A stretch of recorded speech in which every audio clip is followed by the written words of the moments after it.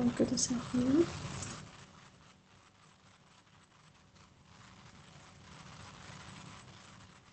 Mən soruşum Nigar xanıma, yoxsa soruşursunuz? Yox, ehtiyac yoxdur. Bir 4-5 dəqiqə başlayıram. Hardasa, yəni bir daha doğrusu bir 5-6 dəqiqə tamam olsun. Yəni hazırda 4 dəqiqə işləyir. Mən elə başlayıb davam eləyəcəm. Yəni soruşmaya ehtiyac yoxdur. 6-da başlayırsa, kimlər qoşulsa qoşular. Qoşulmayanlar üçün də save olunur. Yəni sonra videonu izləyərlər.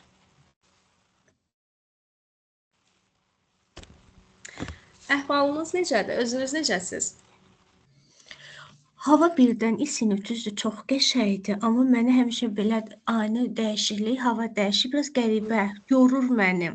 2 saatlıq çıxıb gəlmişəm, elə bilirəm yük daşımışam, amma hava çox gözəldir. Çox gözəldir. Mən bugün bayram havası belə hiss edirəm. Bugün çox Fikrə də fərqli. elədi, insanların o üzündə olan təbəssüm əslində çox gözəldir də, hər kəsin üzündə gülüş var. Həm də hava da gözəldir. Amma ani dəyişiklik mən həmişə belə yorur, amma əhval olaraq yox. Bədən olaraq yorğun hiss elədim özümü. Ya çox qalın geyinmişdim, hava dəyişər deyə bilmirəm, amma çox gözəldir. Mənə görə də. Siz necəsiz? Salam, hər vaxtınız xeyir. Salam Gülnar xanım, necəsiz? Sağ olun, yaxşılasınız. Burada olan bütün xanımların sabahki bayramını təbrik eləyirəm. Bəli, Sonumuz bayram təbrik olacaq bugün. Təşəkkür edirəm, çox sağ olun. Sənə başlamanız. Hər birinizə xoş günlər arzu eləyirəm. Sağ olun. Sağ olun. Təşəkkür edirəm, qarşılıqlıdır. Həmişə təhsilin, elmin dalı arxasınca gedib, sonrasında da özünü təsdiqləyən xanımlar olasınız. İstədiyiniz mövqeyə çatasınız. Amin, inşallah. Mən dərsə başlayıram. Qoşulanlar da ardıcılıqla qoşularlar davamlı şəkildə. Sonradan kimlər qoşulsa, kim yoldadır falan, onlar nəzərə alırıq. Onsuz da ki, dərs yaddaşa yazılır. Sonradan videonu izləmə şansları olacaq.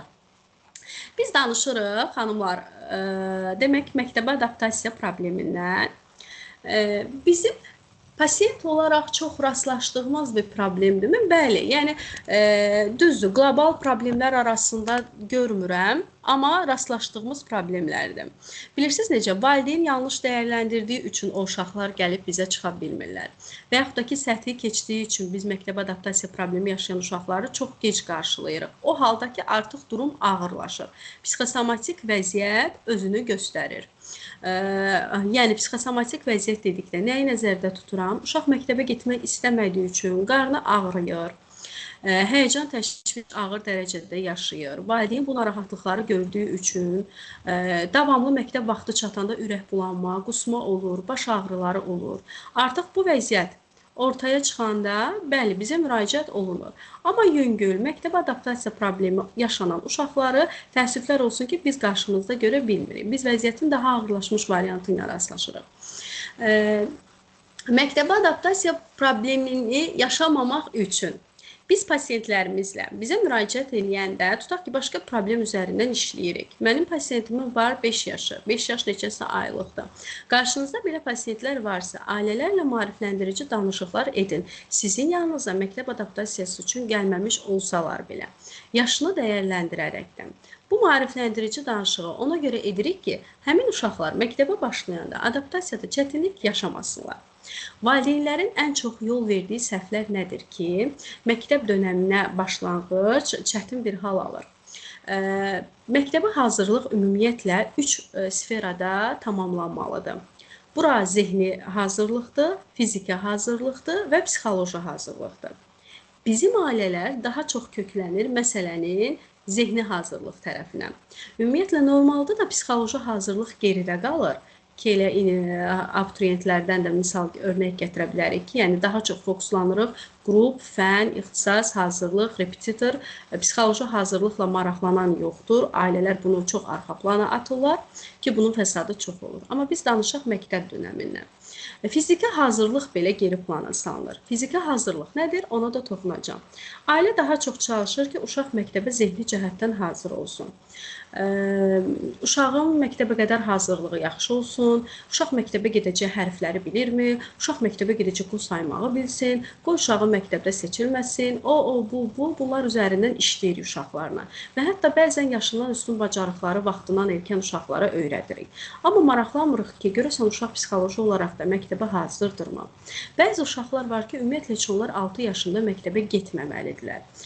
Ailələri bəzən buna çox gic razı sala bilirik. Yox, nə danışırsınız? 6 yaşında məktəbə getməlidir. Hamı 6 yaşında gedir. Mənim uşağım 7 yaşında gedəcək. Biz bundan sonra davamında mövzunun diqqət təsdiqli hiperaktivlikdən danışacağıq. Bilmirəm, siz öz pasientlərinizdə heç yönləndirdiyiniz olub, maması bunu məktəbə hələ ki qoymayın. İndi söhbət ağır sindromlardan getmir. Məsəl üçün, autizmdən əziyyət çəkir. Zaten mən deməsəm də ailə onu məktəbə qoymayacaq, tutaq 6 yaşında. Amma bəzi durum var ki, orada bir incə məqam var, ona diqqət yetirmək lazımdır. Ailə bunu elə dəyərləndirmək. Uşağın ağır problemi yoxdur ki, niyə məktəbdən qalsın? Sabah əskərliyi var, osu var, ailə qurmağı var, nə bilim, nə qız üçün, oğlan üçün fərqli səbəblər gətirilir. Amma biz bəzən olur ki, həyəcan təbilini çalırıq ki, yox, bu uşaq 6 yaşında məktəbə getməli deyil. İndi psixoloqlar, sizin heç belə deyək də təcrübənizdə məktəbdən uşağı saxladığınız olubdurmu ki, məsəl üçün mən valideynə izahat vermişəm ki, uşaq 6 yaşında məktəbə başlamasın?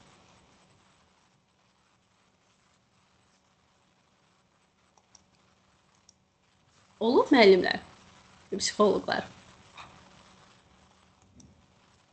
Sevinç xanım. Xeyr, məndə elə bir pasiyent olmayıb ki, yəni düzdür, əsəbi uşaqla işləmişəm, amma elə yəni siz dediyiniz haldan qarşılaşmamışam. Yəni elə bir vəziyyətdə müraciət edən olmuyor. Mən daha çox belə deyim, yeniyetmə gənc tələbələrin orta yaş və daha az halda işləmişəm uşaqlarla. Xatırladım. Keçən dəfə bunu demişdiniz.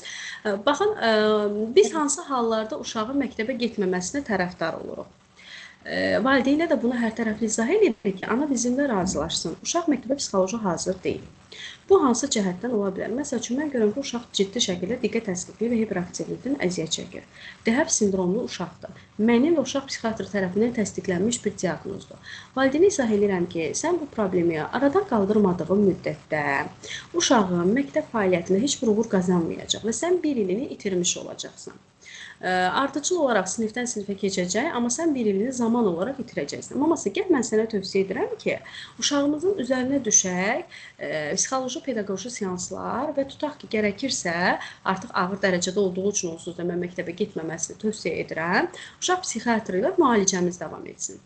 Bu halda biz problemi aradan qaldıracağıq və sən birinci sinifə başladanda 7 yaşında zaman olaraq gec başlamış olsan da daha yaxşı nəticə ilə başlamış olacaqsan. Artıq sənin itirəcəyin bir şey yoxdur. Təlim prosesi uğurlu olacaq. Biz belə hallarda çox olur ki, uşağın 6 yaşında məktəbə getməsinə tərəfdar olmuruq. Bizi dinləyən valideynlər də deyim ki, əsaslandıranda çox olur. Uşağı dəyərləndirəndə və əsaslı fikir ortaya qoya biləndə valideynlər razılaşırlar. Uşağın məktəbə hazırlığında psixoloji hazırlıqdan danışırıqsa, bundan əlavə ümumiyyətlə valideynlərin etdiyi bu mövzuda səhvlərdən biri hər şey yaxşı gəlir. İndi uşaq məktəbə gedəndə bütün dəyişikliklər gəlir həmin dönəmə rast düşür. Məsəl üçün, artıq biz məktəbə başlayırıq deyə oyuncaqlar yığışdırılmağa başlayır. Əvvəllər televizor saatıydı, bu çox azaldılır birdən-birə. Sən artıq böyüyürsən, məktəbə gedirsən, bu kimi ifadələr çox səsləndirilir. Artıq qızım yekəli, böyük qızlara qoşulur, sən də dərsə gedirsən, biz elə bil onu yüklüyürük və birdən-birə tutaq ki, uşağın oyuncaqları əlindən alınır. Biz onda nə yaradırıq? Məktəbə qarşı bir aqressiya yaradırıq. Bəlkə də uşaqlığımızda bizlərdə də bu olubdur. Kimsə deyər ki, eynisini mən də o formada yaşamışam. Yəni, məsəl üçün, uşaqda məktəbə aqressiya ona görədir ki, məktəb başladığına görə, o məktəb nədirsə, hələ tam onu anlamırdı uşaq. O nədirsə, o başladığına görə mən artıq oyuncaqlarım xeyir olsun. Üzrlü Aşağı istəyirədilər, xanım, necəsiz? Sağ olun, siz necəsiz? Yaxşı olasınız. Uşaq artıq məktəbə aqressivləşir ki, məktəb nədirsə o başlayır və mən bütün sevdiyim şeylərdən uzaqlaşıram. Yəni, bunu tədricən edirik ki, uşaq birdən-birə məktəbdən soyumasın və məktəbə qarşı negativ düşüncə formalaşmasın. Uşağa davamlı şəkildə oxumalısan, yaxşı oxumalısan, məktəbə gedəndə dərslərini belə oxumalısan, yüklərini birdən-birə artırmırıq. Əgər təlimdirsə, onsuz da ki, yavaş-yavaş təlim fəaliyyətini öyrəşdiririk ki, məktəb onun üçün birdən-birə məsuliyyətlər, öhdəliklər, çətinliklər, bacarıqlar, yəni bunları tələb edən bir yerə çevrilməsin, məkana çevrilməsin. Uşağın psixoloji hazırlığı üçün sosial mühitə yetərincə adaptasiya olunması lazımdır. Uşağın sosial mühitə adaptasiya olunması isə məktəbə qədər dönəmdə belə yox, hətta ondan öncəki dönəmdə lazımdır. Yəni, məsəl üçün, mən həmişə valideynlərə də deyirəm, psixoloji problemdən əziyyət çəkən uşaqların əksəriyyətinin də müəyyən məqam hansı problem olursa olsun, biz uşaqdan danışırıq. Davranışla bağlı gələndə də, psixoemosional sfera pozuntusuyla bağlı gələndə də, sosial problemlərlə bağlı gələndə də bizim ailəyə dediyimiz nə olur? Uşaq sosial mühiti çox görsün, uşağı yetərincə çox sosial mühitə çıxardır. Sosial mühitə çox çıxan uşaqlar, sosial adaptasiya problemi yaşamayan uşaqlar, sosial zəkası da intellektual zəka ilə paralelində inkişaf edən uşaqlar məktəb dönəmində adaptasiyada çətinlik çəkmirlər. Bunu öncəki mərhələlərdə də görə bilərsiniz. Məsəl üçün, örneğin, qızımla bağçaya adaptasiyanı bir həftə 10 gün kimi bu adaptasiya problemi yaşamışıq. Hələ xəstəlik olmasaydı daha tez atladardıq. Çünki o evə qapanıq uşaq olmayıbdı. Davamlı yaşıtları, ünsiyyət, davamlı harasa aparmaq, mənim iş yerimə, atasının iş yerinə. Yəni, bu əsasda da o sosial uşaqdır. Bilirdim ki, adaptasiya problemi çətin yaşamayacaq. Məktəbə rahat adaptasiya oldu, bağçaya rahat adaptasiya olduğuna görə mərhələnin davamında məktəbə adaptasiyasının rahat olacağını bilirəm. Pedaqoji baxımsızlıq içində böyüyən uşaqlar məktəbə adaptasiyada çətinlik çəkirlər. Məsələ tam zehni olaraq deyil. Məsələ ondan ibarətdir ki, təlim mühiti görməmiş uşaqlardılar. Birdən-birə təlimin içinə atılırlar və indiki uşaqlar bilirsiniz də, əksəriyyət bu məktəbə qədər hazırlıqdır, yetərincə yaxşı oxumaqdır, hərfləri bilərək sonra məktəbə başlamaqdır və onların içinə düşəndə artıq sıxılmağa, narahat olmağa başlayır. Bu da bizi geri salır. Fiziki hazırlıq məsələsi var. Uşağın məktəbə fiziki hazır olması. Bu da nə ilə əlaqədardır? Məsəl üçün, gəlin yuxu rejimindən danışaq. Əvvəllər rahat yatıb duran uşaqlar məktəb vaxtı başlayanda birdən-birə limitlənir hər şey. Sən artıq erkən durmalısan. Yəni, məktəbə görə uşaq erkən durur. Birinci sinif səhər növbəsində. Sizcə, bütün bu vaxta qədər rahat yatıb duran bir uşaq məktəb başlayanda səhər erkəndən durursa, məktəbə necə xoşəhvalla gedə bilər və ümumiyyətlə məktəbi necə sevə bilər? Yəni, uşağın yuxu rejimini belə işimizi planlayırıq ki, madam bizim uşağımız birinci sinifə gedəcək, məktəbi gözləmirik, ta öncədən 2 ay, 3 ay öncəsindən biz məktəb rejimi ilə yaşayırıq. Məktəb rejimi ilə yaşayırıq ki, məktəbə gəlib çatanda yuxumuz, əyləncəmiz, istirahətimiz limitlənəndə uşaq bunu sırf məktəblə əlaqələndirməsin. Məsəl üçün, gəzməyə aparırdıqsa artıq bunu yekunlaşdırırıq. Çünki oxuyursan, həftə sonuda yorğunçuluqdur, dərsə hazırlaş ki, gələn həftə səni dərs gözləyir. Bunlara diqqət eləmək lazımdır ki, orada olan birdən-birə azalmalar və əskikliklər, yoxluqlar gəlib məktəbə adaptasiya problemini uşağa yaşatmasın. Məktəbə adaptasiya problemi kiçik məktəblilərdə aradan qalxmanın ən gözəl variantlarından biri, ümumiyyətlə, kiçik uşaqlarla işləyən mütəxəssislər varsa, müəllimlərlə danışığımızda ki, onlarla görüşlər olursa, təlimlər keçirilirsə, deyirik ki, uşaqlara oyun mühiti yaratmaqdır. Çünki bir mühitdən digərinə keçiddir. Oyun mühitindən birbaşa təlim mühitinə keçəndə düzdür, yəni məktəbə qədər müəssisələrdə də yetərincə təlim mühitinə keçiddir, amma məktəbdə artıq bu daha geniş və daha çətinləşmiş bir hal alır. Uşaqlar oyunu sevirlər. Birdən-birə oyundan almırıq onları. Oyunu təlimin içinə qataraqdan davam elətdiririk prosesi ki, uşaq məktəbi və məktəbdəki mühiti sevsin. Məktəbi sevmək nədən başlayır? Müəlliməni sevməkdən, məktəbi sevmək nədən başlayır? Uşağın kollektivi sevməsindən. Kollektivi sevmək çox önəmlidir.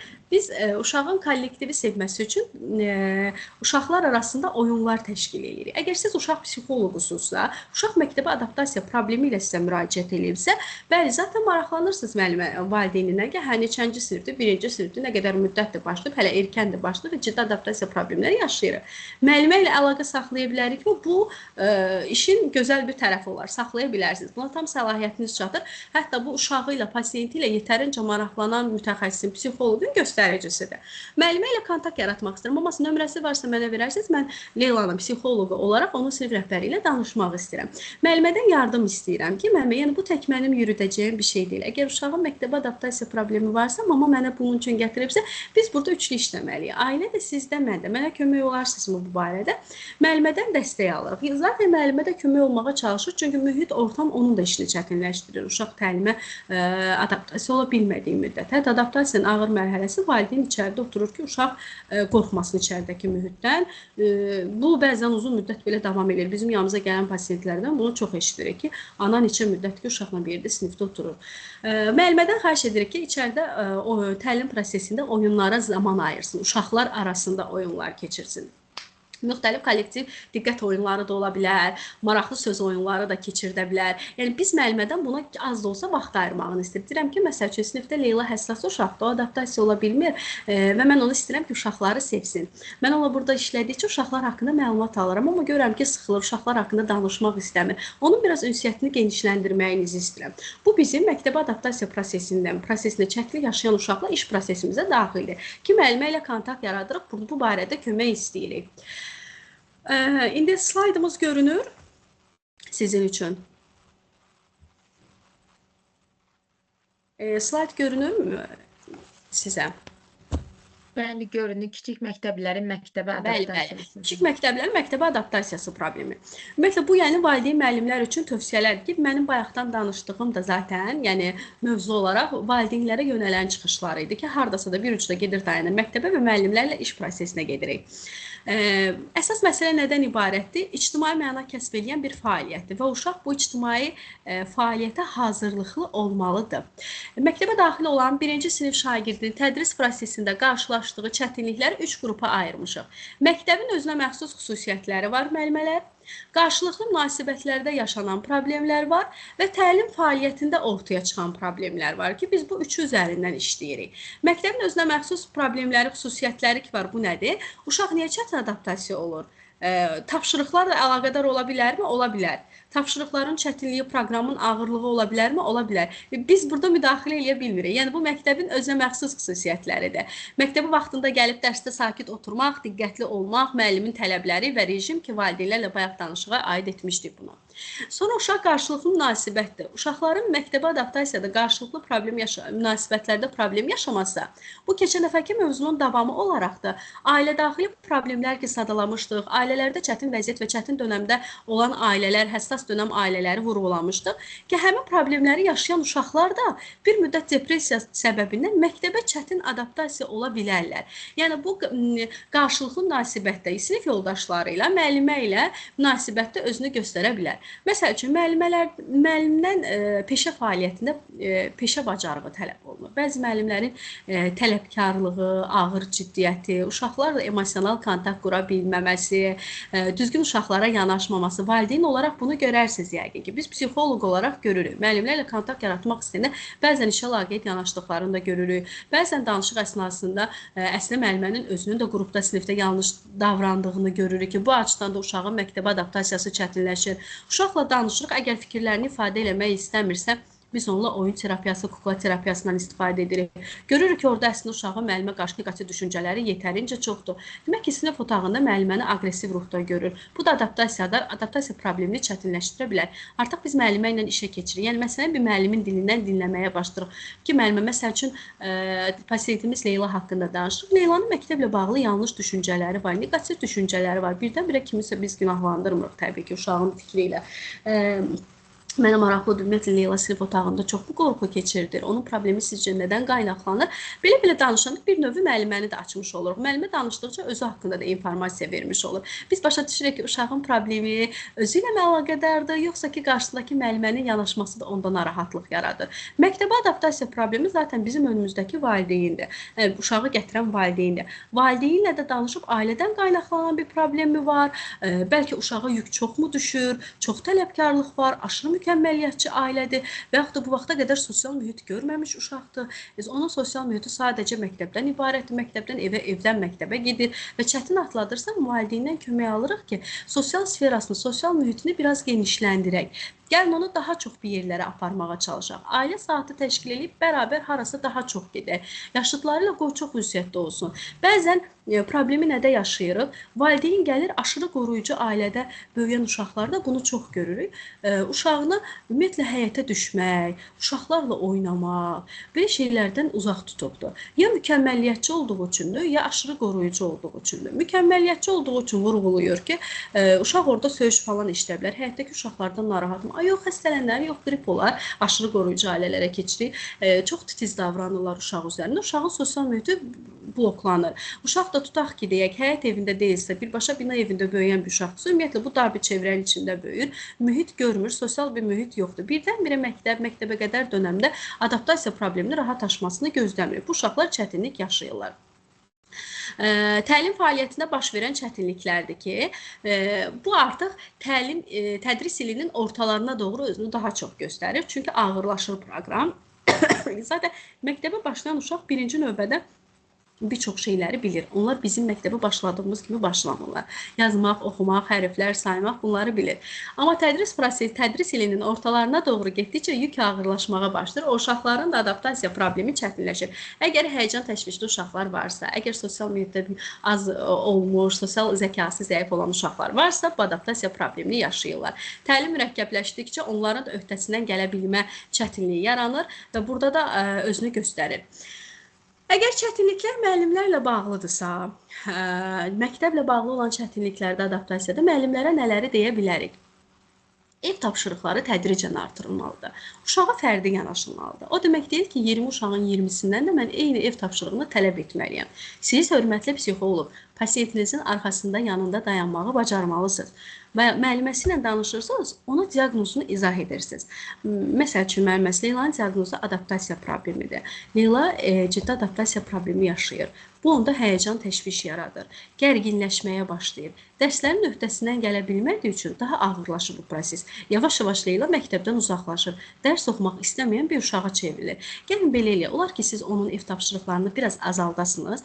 Təbii ki, mən onun üzərində işləyəcəm. Həyəcanımızı yenək, məktəbə sevgini yaradım, sonra hər şeyi yavaş-yavaş yoluna qoyacaq. Amma hazırda öhdəsindən gələ bilmir və gələ bilmədikcə daha da batırır. Özünü daha da aşağı hiss edir. Mən ona kömək olmaq istəyirəm. Yəni, siz bunu rahatlıqla müəllimə ilə danışa bilərsiniz. Yetər ki, fikrinizi izah eləməyi bacarasınız, əsaslandırmağı bacarasınız ki, müəllimə bunu onun işinə müdaxilə kimi qəbul etməsin ki, yəni siz mənim proqramıma müdaxilə edirsiniz. Yox, qətiyyən əsla. Mən sadəcə pasiyentimə görə narahatam və ona fərdi yanaşmağınızı sizdən xahiş edirəm. Fərdi yanaşma tətbiq ediləcək zaten. Uşağa inam və güvən hissi verilməlidir. Bəzən dərs zamanı oyun elementləri, bunu dedik, artırılmalıdır və müəllimədən xahiş edirəm, psixoloqu olaraq. Mən indi valideyn kimi danışmıram da, çünki siz mütəxəssis kimi işləyəcəksiniz. Ona görə daha çoxsa valideynlə necə danışın, müəllimə ilə necə danışın kimisindən çıxış eləyirəm.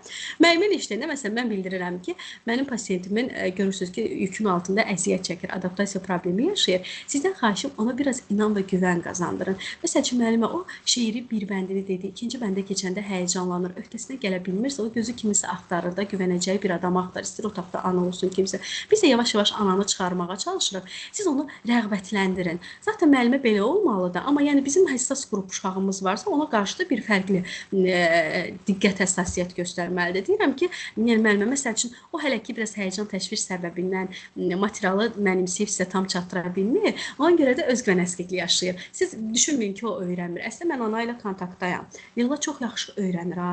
Evdə öyrənir, danışır. Mənə belə gəlir rahatlamış, amma məktəb mühitindən sıxılır. Bu seans otağında mən ondan şeiri soruşmuşam. Çox yaxşı bilir. Hətta mən sizə videoda göstərə bilərəm. Amma problem sizin sinif otağındadır. Ora girəndə uşaq sıxılmağa başlayır. İndi biz onun üzərində işləyirik, amma siz ondan xahiş edirəm. Məsəl üçün, bir bəndi dedisə, şeiri tamamlaya bilmədisə, onu aqressiv yanaşmayın və təvəkkərlıq göstərməyin. Onu rəğbətləndirin.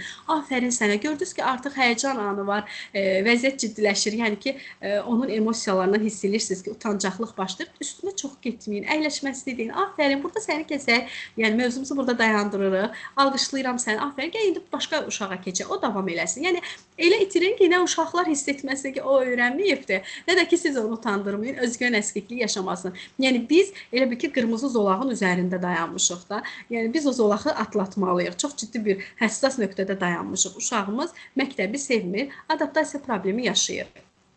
Biz belə həssasiyyət göstəririk ki, ayırd eləyə bilək. Baxın, biri var, məktəbi sevmir, dəcəllik edir. Məktəbə getmək istəmirəm. Biri də var ki, uşaq həyəcan, təşviş yaşayır. Məktəbə adaptasiya problemi yaşayır. Yəni, əgər potensial varsa öyrənməyə, potensial varsa oxumağa, yəni biz onu qabağa çəkməyə çalışaq da, ona bir damğa vurmayaq ki, o uşaq onsuz da oxumaq istəmir, onu görmürsə, onu məktəbə getmək istəmir. Bütün gün məktəbə gedəndə yalandan deyir, başlı qarnını tutur, ürəyin bulandı. Yox, yəni bu yalandan deyil, bu qeyri-ixtiyaridir. Əgər bu yalanlandırsa, bu davranış pozuntusudur. Uşağınız məktəbə getmək istəmir, dəcəllik eləyir. İstəmirəm və getmirəm, sumkasını atır, getməkdən imtina eləyir. Bir də var ki, uşağınız həyəcan, təşviş yaşayır. Biz onsuz da pasiyenti dəyərləndirəndə önümüzdəki uşağın təlimdən niyə qaçdığını, niyə təlimin öhdəsindən gələ bilmədiyini anlayırıq. Şagirdin özünə inamı artırılmalıdır. Biz özgüvən çalışmaları üzərində işləyirik, amma müəllimədən də bu çalışmaların davamını gətirməsini istəyirik ki, onu rəğbətləndirsin davamlı olaraq. Səhv icra edəndə ev tapşırığını ona səbirlə yanaşmalıdır. Bu bir müvəqqəti dönəmdir. Biz məsələnin üzərində işlədiyimizə qədərdir. Tez-tez danlamırıq. Ən vacib məsələ. Dərsi yaxşı öyrənmədiyinə görə əsla və əsla şeiri, dərsi, mətni durub yaxşı cavablandıran, misalı zamanında, vaxtında düzgün həll edən ikinci bir uşaqla əvəz etməyin. Bilirsiniz də, sinif otağında da iki uşaq çoxdur deyə olur bəzən bu müqayisə ki, olmamalıdır, amma olanda olur. Görsən, Arif nə qəşəng cavab verdi mənə. Pis niyyətlə olmaya da bilər, ha. Yəni, mən burada pedaqoqun üzərinə getmirəm. Sadəcə artıq tapşırıram ona ki, mənim pasiyentimlə biraz daha diqqətli davranasınız. Qətiyyən onu müqayisə eləməyin. Müqayisə etdiyinizə görə sinif otağındakı digər uşaqlara aqressivləşməyə başlayır. Onları özündən üstün görür. Uşaq məktəbdə özünü gərgin hiss etməməlidir. Uşağın məktəbdə özünü gərgin hiss etməməsi üçün oyun araya mütləq ki, girməlidir. Sonra şagirdin məktəbə dezadaptasiyası ilə əlaqədar olaraq valideynlərlə necə işləyə bilərik? Bayaq biraz toxunduq, məlumatlandırmadır, problemlə bağlı valideynin maariflənməsi önəmlidir. Sonra öyrənmək maraqlarını canlı tutmaq lazımdır. Bilirsiniz, uşağa öyrənməyi öyrətmək lazımdır. Öyrənməyi öyrətmək üçün də buna gec qalmamaq lazımdır. Yəni, oxut, öyrətmir, uşaqla məşğul olmur. Birdən-birə gəlib, artıq məktəbə başlayanda, qiymətləndirmə olanda, yox, sən 5 almalısan, sən ulduz almalısan, gündəlikdə yaxşı rəy olmalıdır, müsbət nəticə olmalıdır kimisindən getmirik. Biz özümüz evdə uşağın öyrənməsi üçün çalışırıq bərabərində. Uşağın mental sağlamlığına diqqət yetirilməlidir. Əgər uşağın potensialı bura qədərdirsə, bunu başa düşmək lazımdır. Potensialından artığını tələb etmək və onun bunu bacarmaması uşağın güvənini, özünə güvən hissini və dəyər hissini aşağı salır. Bəzən olur ki, valideyn deyir ki, mənim uşağım Rus bölməsində təhsil almalıdır. Uşaq 1-ci sinifə başlayacaq, Rus bölməsində təhsil alacaq. Əslində, uşağın psixoloji və zehni cəhətdən dəyərləndirəndə heç də Rus bölməsində təhsil alacağını və uşaqlarla uzlaşacağını görmürsən. Əgər belə bir hal varsa, müəllim valideynlə danışırsan və hətta dəyişdirək. Tutaq ki, artıq 2 ayda, 3 ayda gedir. Valideyni məsləhət verirəm ki, sənin uşağın bunun öhdəsindən gələ bilmir. Sonra ayrılıq qorxusu, adaptasiya probleminə səbəb olan əsas amillərdən biri də nədir? Uşağın valideynlərlə keçirəcəyim zamanı azaldıram məsələsidir. Və biz uşağa məktəbi sevdirməliyik. Məktəbi sevdirmək isə müəllimə olan dəyər hissi ki var, müəllimə sevgi, hörmət bəslənməlidir. Bəzən olur ki, ailədə müəllimə haqqında negativ çox fikirlər səsləndirilir. Bu müəlliməsi də bu qədər çox tapşırıq verir. Yəni, təsdiqləyirsiniz, valideynlərdən olur müəllimə haqqında. Ya nə bilim, müəlliməni müzakirə eləyəndə uşaq da orada olur və o müzakirədə valideynlər davamlı müəlliməni səhv çıxardırlar, müəllimə haqqında xoş olmayan bir şeylər səsləndirirlər. Uşağın ağlında müəllimənin artıq o sözünün keçərliliyi, müəllimə olan sevgi, dəyər, hörmət azalmağa başlayır. Bunlar hamısını uşağın məktəbə adaptasiyadan geri salır. Sonra uşağa dostları, sinif yoldaşları ilə məktəbdən kənar oyun oynamasına, nələrsə paylaşmasına, planlamasına icazə verilməlidir. Bəzi ailələr var ki, uşağın məktəbdən kənar bütün fəaliyyətinə ciddi nəzarət edirlər və blokluyurlar, icazə vermirlər. Bayramlarda harasa uşaqlar gedir, getməlidir. Uşaqlar sirkə gedir, icazə vermirlər. Bu, sırf maddi sıxıntılarla əlaqədar olmayanda da olur. Valideynlərlə işləyəndə bunu onsuz da görürsünüz və görəcəksiniz də. Sadəcə ailə çox narahatdır ki, uşağın başına nəsə bir iş gələr. Qayğı problemi yaşayır ailə, həyəcan təşvişi valideynin özü də yaşayır. Bu da uşağı ancaq elə bil ki, sənin sinif yoldaşların, həmin dostların parta arxasında oturub nəsə öyrənmək üçün var. Və sən ancaq o mühitdə onlarla bərabərləşdirib ki, dost qazanmaq, dost çevrəsi genişlənmək. Dərsdən sonra uşaqlar biraz qalıb toplan o həyətdə oynamaq istəyirlərsə, məktəb meydançasında tutaq ki, nəzarət edə bilərsən. Məktəbə erkən başlamış uşaqdır, yəni 1-ci sinifdə, 2-ci sinifdə. Sən də orada ola bilərsən. Müdaxilə etməmək şərtlə və icazə vermirəm, yox, dərsdən evə, evdən dərsə ki, fikri var, bu bəzən. Yəni, bu uşağı məktəbə də, mühitə də, oxumağa da, öyrənməyə də soyudan amillərdən birinə çevrilir. Evdən məktəbə, məktəbdən evə. Sonra bizim rejimimiz uşağa izah olunmalıdır. Biz hansı saatda dururuq, hansı saatda nə edirik və bu rejimi yeni deyirəm, məktəbdən öncəyə çəkirik. Birbaşa məktəbə başlayanda da bu rejimi başlatmırıq. Sonra slayd zaten sizə göndəriləcək, bir də onu da deyim, yəni slayda özünüz də rahat-rahat baxa bilərsiniz. Əgər uşağınız narahatdırsa, əgər uşağınız özünü gərgin hiss eləyirsə, bu problemin harda olduğu mütləq araşdırılmalıdır. Bax, sənin uşağın müəllimə ilə mi narahatdır? Sənin uşağın ümumiyyətlə sənlə harasa çıxanda narahat olur? Sənin uşağın sinifdə mi narahatdır? Bir çox hallarda görəcəksiniz ki, uşaq yaşıdları ilə ünsiyyətdə daha çox narahatdır. Müəllimə yaxşıdır, xoşdur, rəftarı gözəldir. Evdə uşaq narahat deyil, səninlə ata-ilə münasibəti pisdir. Özünü qapanıq uşaq deyil, yəni. Amma yaşıdları içərisinə düşəndə özünü ifadə edə bilmir. Onun problemi sırf yaşıdlarıdır. Gəlir ora ki, uşaq yaşıdları ilə az ünsiyyətdə olub, bəlkə də bağçaya getməyib, gedibsə də gec gedib, az gedib və yaxud da ki, uşaq evdən çox harasa çıxarılmayıb, yaşıdları ilə az ünsiyyətdə olduğuna görə də asosialdır, öz yaşıdları ilə ünsiyyətdə narahatlıq yaşır. Məsələn, biz seansımız müddətində o uşağı seans otağından digər seans otaqlarına keçirdirik. Qrup terapiyalarını valideynə təklif edirik ki, yəni məktəb fəaliyyətindən əlavə mərkəzdə psixoloji olaraq qrup terapiyasına qoşulsun. Yaşıdları ilə daha çox olsun, daha çox oynasın ki, o sinifdə yaşıdları arasında ünsiyyətdə problem yaşamasın. Valideyn bilməlidir ki, ən səmimi, sədaqətli, etibarlı dostu onun anası və atası olacaq bu dönəmdə ki, uşaq onlara inansın, səhv hərəkətini gizlətməsin. Məsələn, sinifdə nəsə bir narahatlığı varsa, məsələnin ən gözəl tərəfi odur ki, uşaq gəlir evdə bunu ana ilə bölüşür. Məsələn, sinifdə belə bir şey oldu. Ola bilər ki, çantamdan hansı uşaq nə isə götürdü, məni vurdular, dalaşdıq, belə bir narahatlığım oldu, utandım hansısa bir hərəkətə görə, dərs danışanda sıxıldım, niyə sıxıldım? Valideyni ilə bunu danışıb çözə bilən uşaqların onsuz da yolu psixoloqdan keçmir. Valideyn ona dəstək, kömək ola bilir. Yox, məsələ ağırlaşandan sonra ana obrazı valideyn kömək olmaqda çətinlik çəkir, artıq mütəxəssis işə qarışır. Sonra uşaqla empati qura bilən müəllim, uşağı məktəb mühitinə sevdirə bilən müəllimdir. Məsəl üçün, mən sizdən soruşsam ki, indi böyümüsünüz, üstündən illər keçib, hansı müəlliminizi daha çox xatırlayırsınız? Məsəl üçün, hansı müəlliminiz ağlınızdadır, onu hansı keyfiyyəti ilə xatırlayırsınız? Mənə necə cavab verərsiniz, illər əvvələ geçsəz? Cavab verə bilərəm müəllimə? Olar, deyim. Mən ibtidai sinif müəlliməmi və musiqi müəlliməmi. Çünki hər ikisi, yəni mənim üçün həyatımda tamam doğrudan da başqa yerdədirlər. Bugün 31 yaşım var, mən hələ də onların hər ikisindən əlaqə saxlayıram. Çünki onlardan nə qorxduğumu, nəsə, yəni dərsə hazır olmadığım belə qorxmadan demişəm.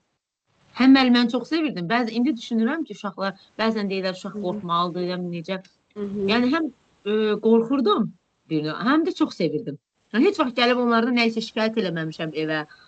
Yəni doğrudan da ona görə indi özüm də məktəbə qədər müəlliməsiyəm.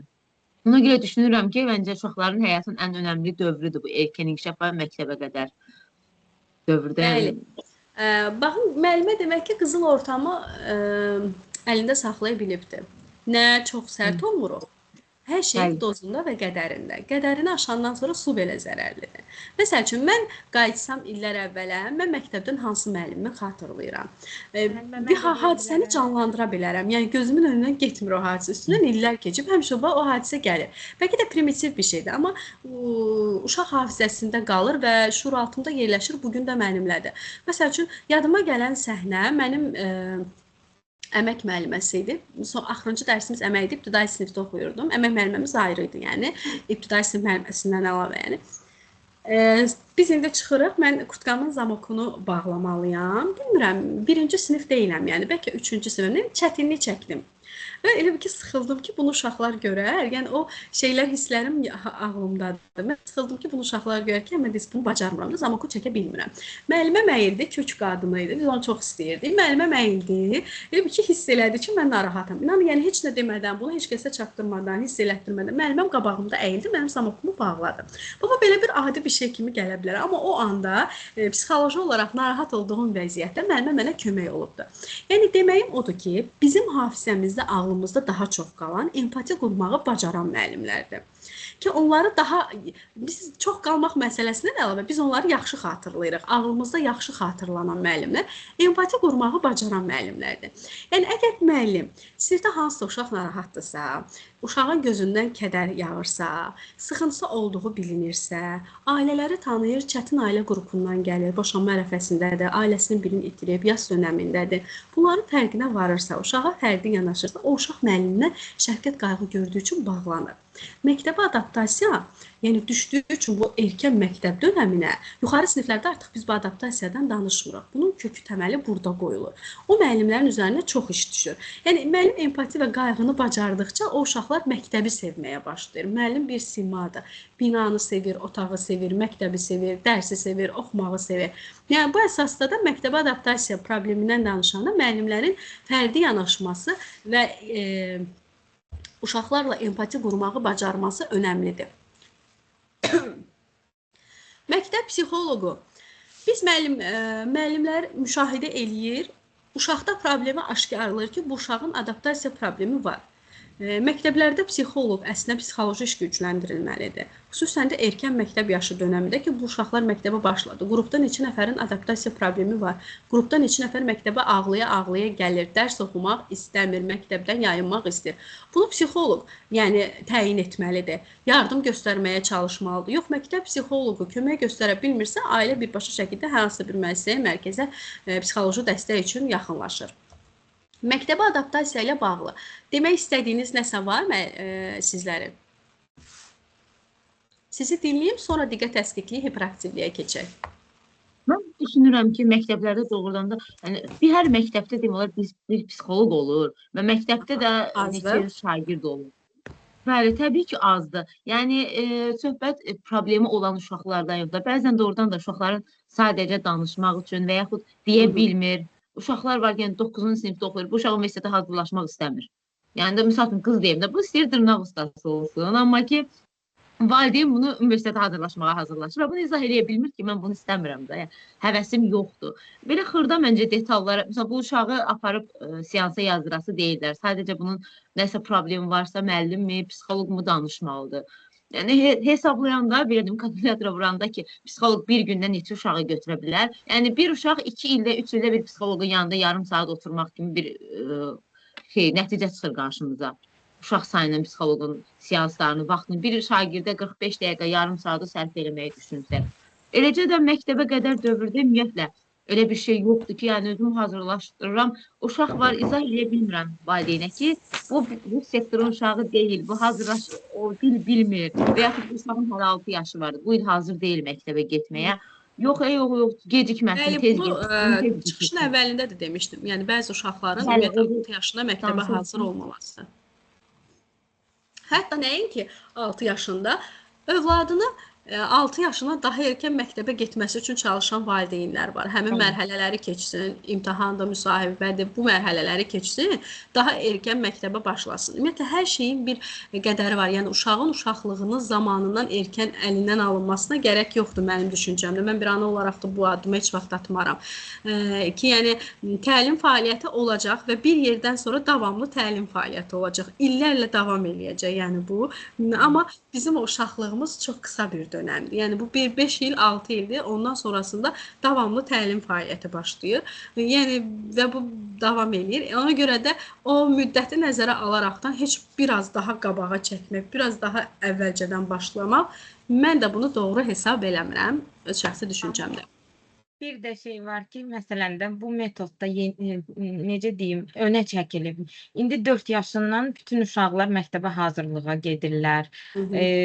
Yəni ki, hər şey elə bir ki, tezləşib uşaq üçün. Uşağın yükü daha çox artır.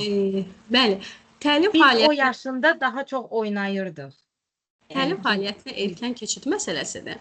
Ona görə də balansı yaratmaq lazımdır. O balans bilirsiniz Amma nədir? bəzi Biz ibtidai sinif müəllimləri var ki, yəni ki, köhnə metodla keçirlər, daha çox dərs yükü ilə uşaqları yükləyirlər. Yəni uşağın adaptasiyası bu məsələdə daha çətinləşir məncə. baxın, biz məktəbə başlayanda məktəbi daha çox sevərək başlayırdıq. İndiki uşaqlar məktəbə başlayanda biraz müqayisə etsək, o sevgini daha az görərik. Çünki bizim üçün məktəb bir yenilik idi, yəni bizə maraqlı idi. Amma onlar üçün məktəb bir prosesin davamıdır, daha ağırlaşmış davamıdır. Biz Hatırladıkları mən dedim, artıq öyrənməyə başlayıblar. 3 yaş, 4 yaşdan Biz xətt başlayırlar. üzərindən işləyəndə hər şeyi təzə-təzə başlayanda yazmağa, o hər şeyin ilki təzəsi başlanğıcı maraqlı olur. Bunlar o ilki başlanğıcı daha erkən dönəmdə başladıqlarına görə burada daha da ağırlaşır. Ona görə də məktəb mühiti sevilmir. Bilirsiniz, bizim dəyişə biləcəyimiz məqam var. Valideyn olaraqdan da, valideynlərlə danışanda da deyirik ki, yəni dəyişə biləcəyimiz şeylər var və dəyişə bilməyəcəyimiz şeylər var. İndi düşmüşük dövrün tələbinə uyğun olaraq biz də davam edirik uşağımız üçün, mütəxəssissinizsə pasiyentinizin valideyni üçün bilirsiniz ki, bu uşaq məktəbə qədər hazırlığa başladı, erkən başladı, proqramın yükü ağırdır, bunu dəyişə bilmirsiniz. Amma valideynlərə deyirik ki, balans yaratmağa çalışın. Bax, bunun paralelində uşağın oyun saatını zəngin saxlayın.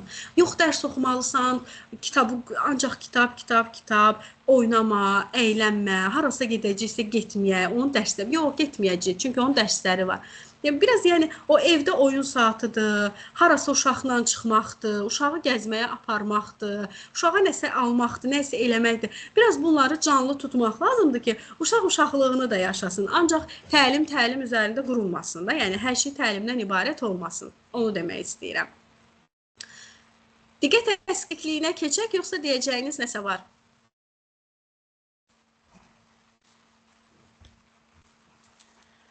Keçək diqqət əskikliğinə. Diqqət əskikliyi hiperaktivlik pozuntusu. Baxın, siz mütəxəssislərin, onsuz da ki, məktəb prosesinin mövzusunun davamıdır bu. Siz mütəxəssislərin olmazsa olmaz, öyrənməli olduğunuz, bilməli olduğunuz mövzudur. Çünki işləyirsinizsə təsdiqləyərsiniz ki, DHEP diaqnozuyla gələn, diqqət əskikliyindən əziyyət çəkən uşaqlar yetərincə çoxdur. Bu problem əslində məktəb dönəmində ortaya çıxmır. Bu problem kiçik yaşlarından ortaya çıxır. Biz bunu ayırt etməkdə əziyyət çəkirik uşaq olduğu üçün. Problem özünü gəlir problem kimi göstərir. Təlim fəaliyyətinə uşaq başlayanda. Mesela uşaq aşırı hərəkətlidir. Divan üstünə çıxır, düşür, tullanır, qaçır. Burada bəzi şeylər var ki, biz bunu uşaqlığa yönəldirik. Yəni uşaqdır. Amma elə ki, təlim müddətinə, fəaliyyətinə keçid olur, DHEP diaqnozu üzərinə ən çox o zaman düşürük ki, artıq uşağın 6-7 yaşı var, məktəb mühitinə başlayır və təlimə adaptasiya ola bilmir bir, öyrənə bilmir, yerində oturmadığına görə, bir yerdə dayanmadığına görə, dərsdən xəbəri yoxdur. Öyrənmək istəsə də öyrənməyi bacarmır, əzbərləmək istəyir, əzbərləyə bilmir, oxuyur, yadında saxlaya bilmir. 1, 2, 3, 4... Burada artıq valideynlə paralel müəllimdən peşəkarlıq tələb olunur ki, uşağın üzərindən tənbəldir, oxumayacaq və bəzən də belə bir ifadələr var, bundan oxuyan olmaz. bu onsuz da oxuyan deyil, bu heç nəyi qanmır. Bax, hətta belə bir ifadələr də səslənir. Bizə gəlir, valideyn belə-belədir ki, məsələn, danışır uşağın problemindən, istəyir ki, biz onun zəka üzərindən işləyək də, tutaq ki, bu öyrənə bilmir. Yaşa da ki, bundan oxuyan olası deyil, bu oxumayacaq, bu tənbəl şeydir. Məsələn, amma danışanda uşaqla işləyəndən sonra biz görürük ki, uşağın problemi diqqətlə bağlıdır və bu onun özünün kontrol edə biləcəyi bir durum deyil.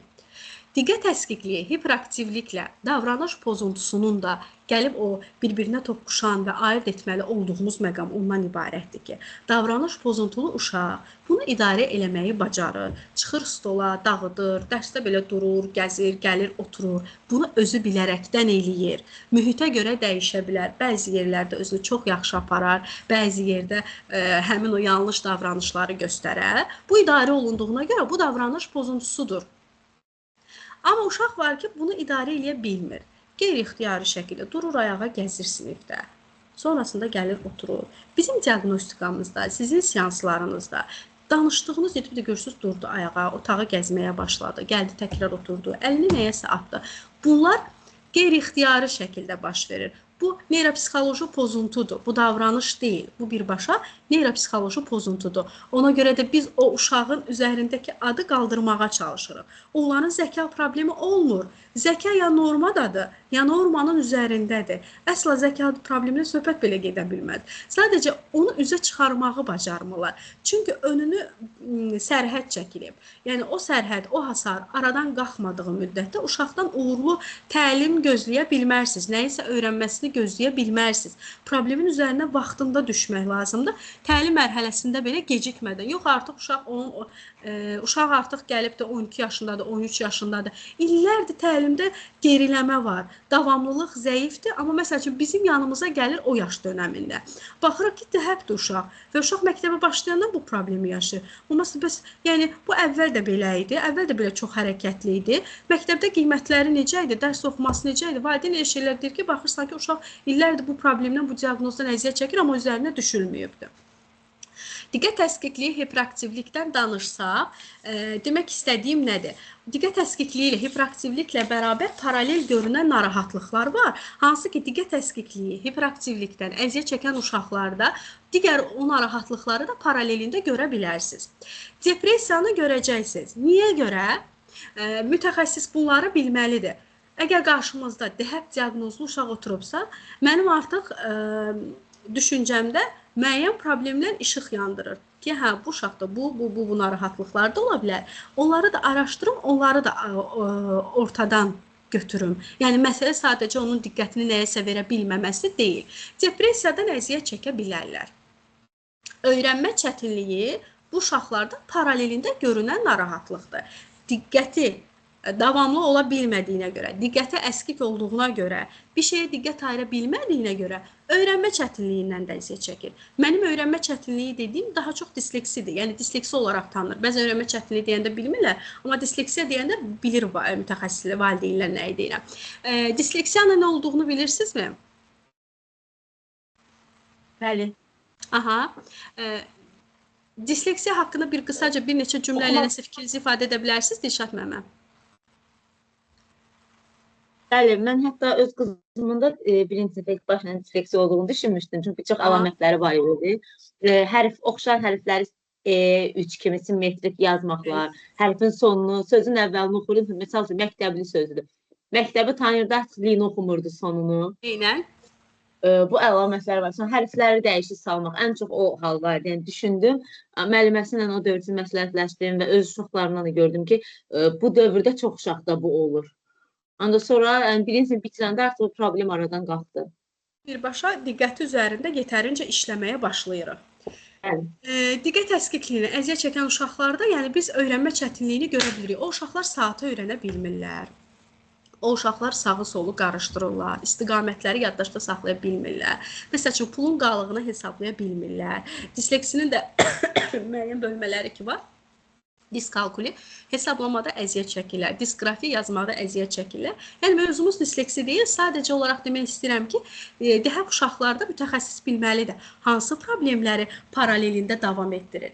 Diqqət əskikliyi, hiperaktivlikdən əziyyət çəkən uşaqlarda bizim rastlaşdığımız problem, onların əksəriyyəti enurez diaqnozlu olur və yaxud da ki, enurezdən əziyyət çəkir. Yəni, valideyn biz danışıb soruşandan sonra da bunu öyrənə bilərsiniz və yaxud da ki, artıq bizdən öncə də diaqnozu əlindədir ki, enurezi var bu uşağın. Diqqət əskikliyindən əziyyət çəkdiyinə görə, onsuz da ki, o uşaqlarda enurezin olma, sidik qaçırtma, enkapres bəzi hallarda daha çox görülən enurezdəki enurezin olma ehtimalı çoxdur. Diqqət əskikliyi, hiperaktivliyi olan uşaqlarda nevrotik problemlərə rast gəlirsiniz. Bunlardan biri də tiklərdir. Dəhəb uşaqların əksəriyyətində tiklər də olur. Yəni, hamısına aid etmirəm, sadəcə paralelində ola biləcək, belə deyək də, nüansları deyirəm sizə. Qarşımızda oturan uşaq diqqət əskikliyi, hiperaktivlikdən əziyyət çəkirsə, biz bir mütəxəssis olaraq valideyndən uşaq haqqında anamnezini toplayarkən soruşuruq.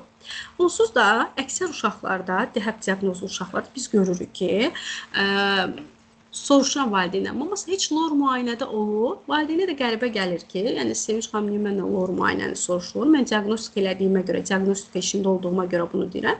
Deyirəm ki, anası heç lor müayinədə olubdur.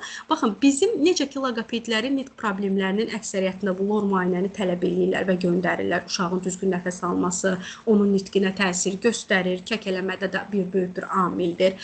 Lor müayinədən keçsin, dil altı qədər. Biz də lor müayinəni tələb etdiyimiz məqamlar olur. Bunlardan biri də dəhəb diaqnozudur. Deyirəm ki, maması o düzgün nəfəs ala bilmir. Beyinə oksigen düzgün çatmır.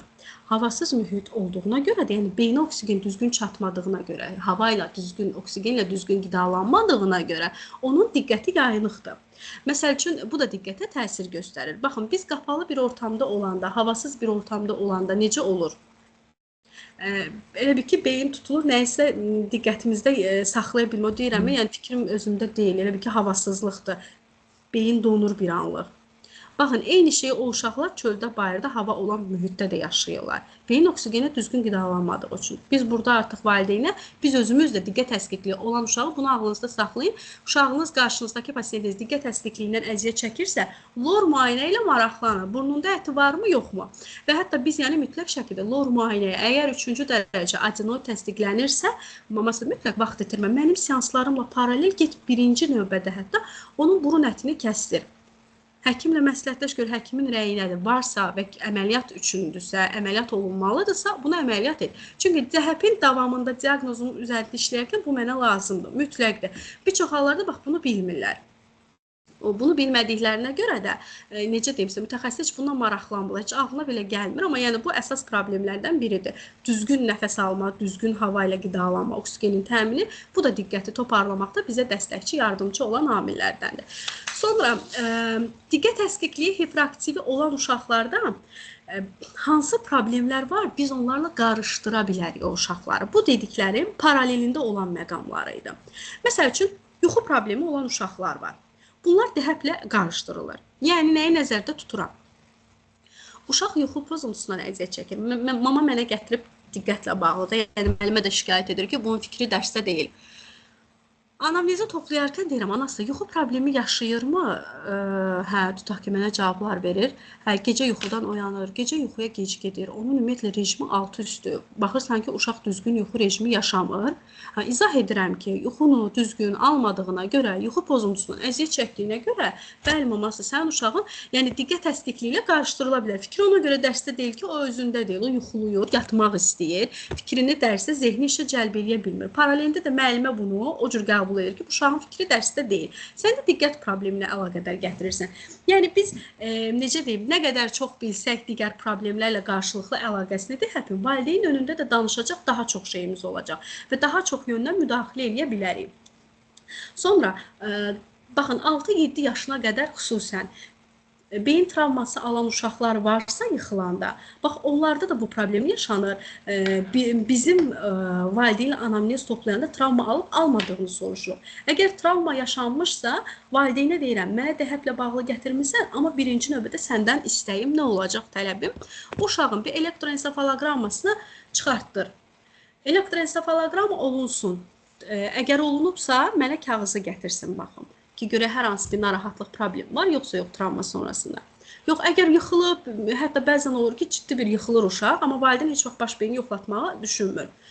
beyin elektroensefalogramma EEG-sindən sonra deyirəm ki, tutaq ki, EEG-də heç bir problem yoxdur. Bunu DHEP kimi qəbul edib üzərindən işləyirik. Baxın, bizim DHEP diaqnozu qoyma kimi bir ixtiyarımız varmı? Yoxdur. Nə mənim, nə sizin. Çünki bizim tibbi təhsilimiz yoxdur. Biz uşaq psixiatrı, uşaq və yeniyetmə psixiatrı deyilik. Bunu ancaq diaqnozu onlar qoya bilər. Prosta təəssüflər olsun ki, yəni belə deyək də, onların qəbulunda olanlar belə bəzən bizə diaqnozsuz gəlirlər. Konkret bir diaqnozla gəlmirlər. Və bu halda artıq bizim də diaqnozumuz işə keçir. Biz də uşaq haqqında fikir yürüdürük. Amma yəni onsuz da ki, mən mütəxəssis olaraq da bildirirəm ki, anası, mən həkim təhsili, tibbi təhsili deyiləm və mən sən uşağına dərman yaza bilmərəm. DHEP-in davamı və müalicəsi dərman terapiyası istəyir. Neyropsixoloji pozuntu olduğuna görə DSM-5-də xəstəliklərin təsnifatında neyropsixoloji pozuntular bölməsində öyrənirik DHEP-i hazırda. Yəni valideynə də bildiririk ki, baxın, bu sadəcə davranış deyil, bioloji bir cəhətdir, bioloji faktordur. Mənimlə paralel uşaq psixiatrı müalicə tətbiq etməlidir. Valideynlər olur ki, müalicədən yayınırlar. Uşaq ağır DHEP-dir, əziz mütəxəssislər. Gəlir sizin yanınıza və valideyn istəyir ki, sən davamlı diqqət üzərində işləyəsən. Mən işləyəcəm, işləməsinə. Bir yerə qədər nəticə də verəcəm, amma mənim nəticəm davamlı olmayacaq. Çünki uşaq müalicə almalıdır. Diqqət problemi və aşırı hərəkətlilik üzərindən müalicə almalıdır uşaq. Paralelində psixoloji dəstək almalıdır. Həm tibbi, həm psixoloji dəstəklə biz ortaya nəticə çıxarda bilərik. Valideynlər o dərmanlar asıllıq yaradar. Əksər düşüncə budur. Dərman asıllıq yaradar deyə uşağı sırf psixoloji təlimə gətirirlər. Amma bu doğru deyil. Bəzən də dərmanla keçib gedər deyə uşağı sırf dərman müalicəsinə yönəldirlər. Amma yəni biz paralel işləməliyik. DHEP diaqnozlu pasiyentiniz varsa, DHEP ağır dərəcədədirsə, siz o uşağa kömək ola bilməyəcəksiniz. Diqqət çalışmalarınız ona bir fayda verə bilməyəcək. Elə bir pasiyentiniz olubdumu ki, dərman müalicəsindən yayınıb, işi ancaq sizlə davam elətdirmək istəyib?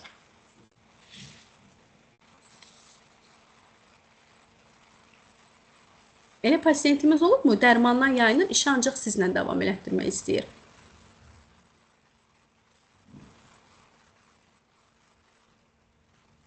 Elə bir pasiyentiniz olmuyor. Ümumiyyətlə, diqqət təsqiqliyi hiperaktivlik pozuntusundan əziyyət çəkən pasiyentləriniz sizinlə paralel dərman müalicəsi qəbul eləyir. Bununla necə maraqlanırsınız? Dərman müalicəsi ilə.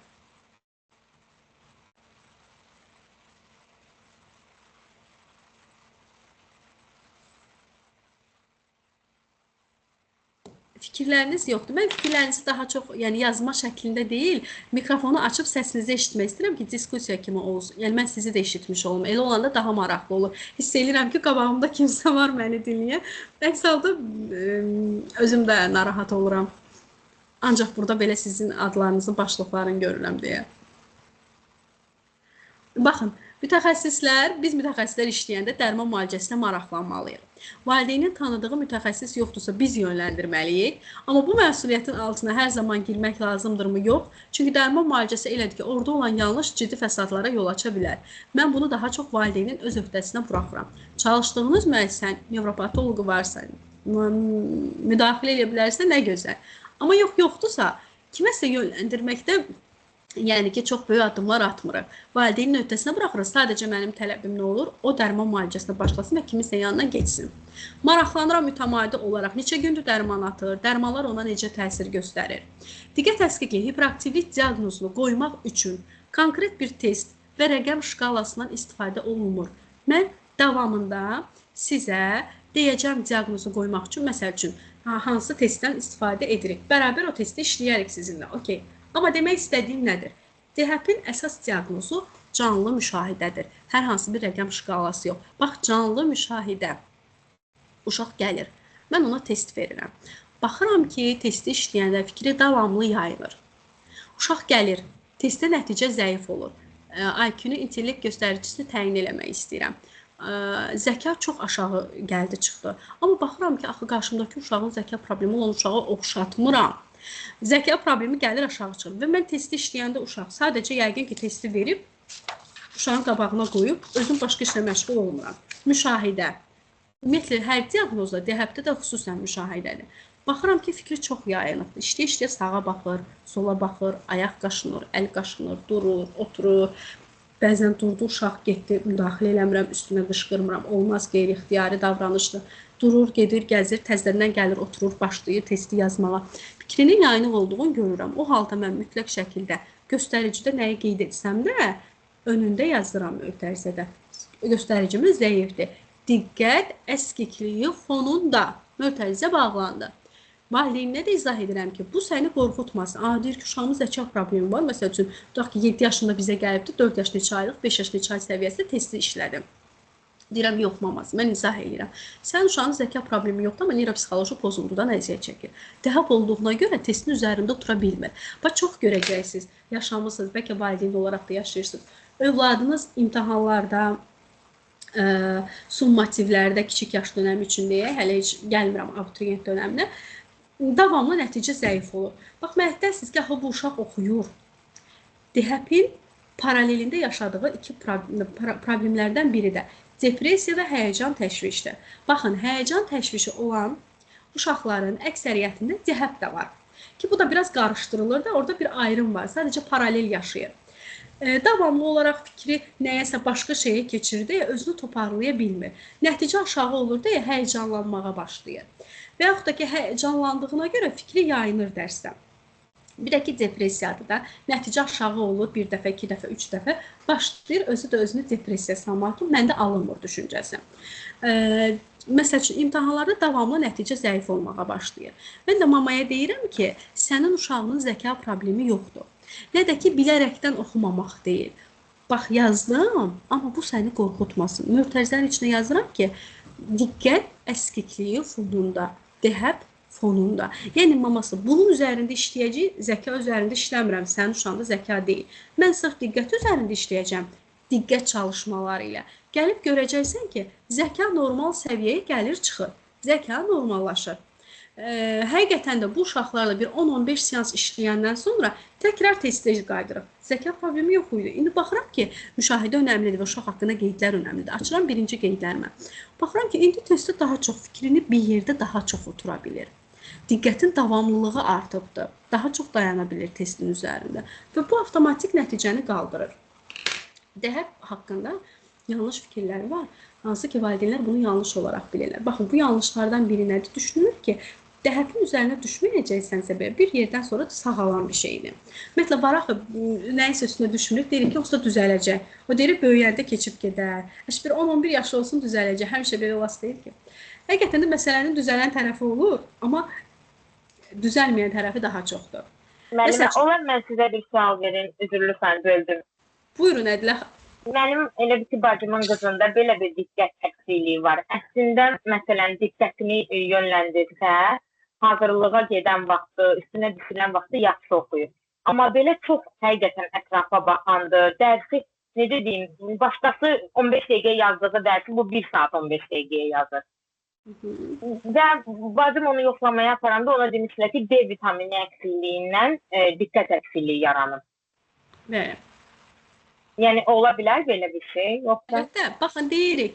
Biz anamnez toplayanda, Ədilə xanım, sağ olun sualınıza görə mən də sizə bir şey deyəcəm. Biz anamnez toplayanda tibbi tərəflərə çox müdaxilə edirik ya, soruşuruq.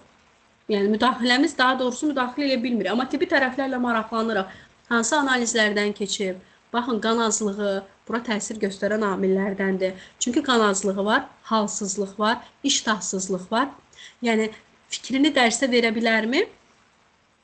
Zehni fəaliyyətimiz uğurlu ola bilərmi? Yox.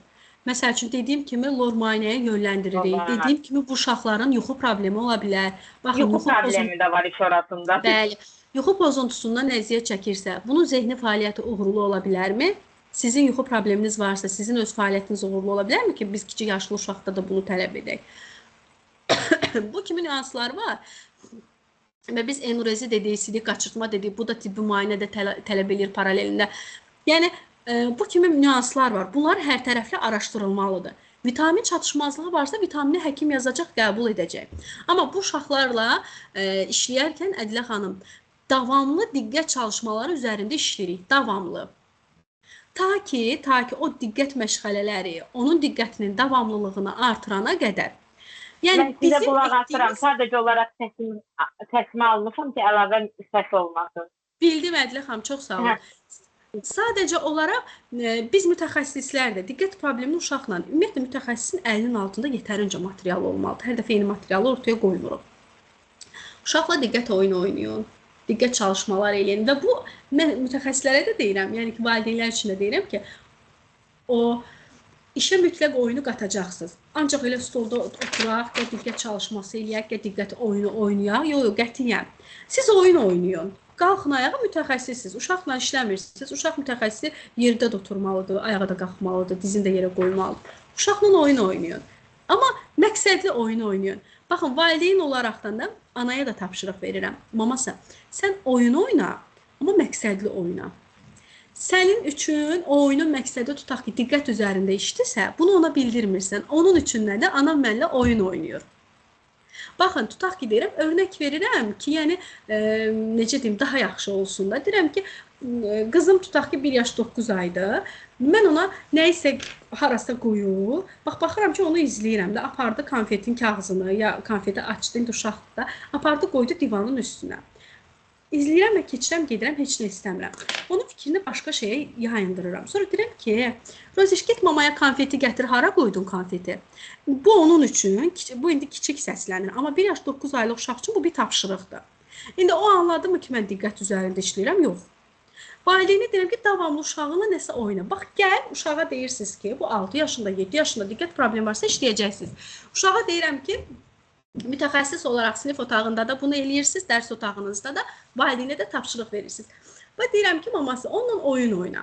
Sənin oyununun məqsədi var, bəllidir. Amma onun üçün də, yəni siz əslində iki şeyə nail olursunuz. Həm uşaqla zaman keçirirsiniz, emosional olaraq onu doyurursunuz. Həm də ondan nəyisə etmiş olursunuz da bilirsiniz ki, bu nəyə dayanır. Məsəl üçün, gəl əşyanı gizlədək, tapaq. Bildiyiniz bir şeydir. Amma eləyirik ki, evdə uşaqlarla oynayırıq mı? Yox.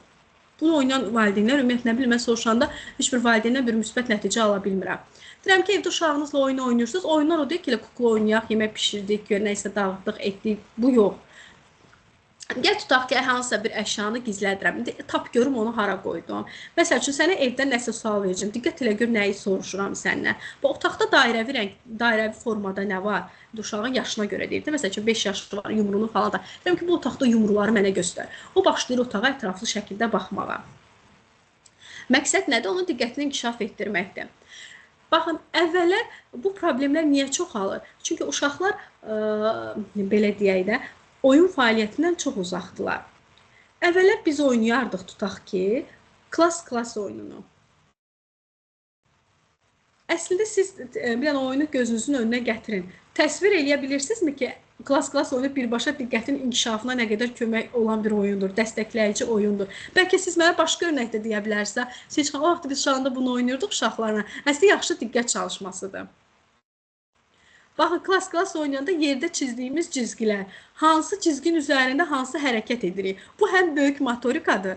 Əgər indi gəlsək elmi açıqlamasına, halbuki bir oyun oynamışıq, heç bunu biz o cür qəbul etməmişik. Bu bir böyük motorikadır, əl-ayaq hərəkətləri.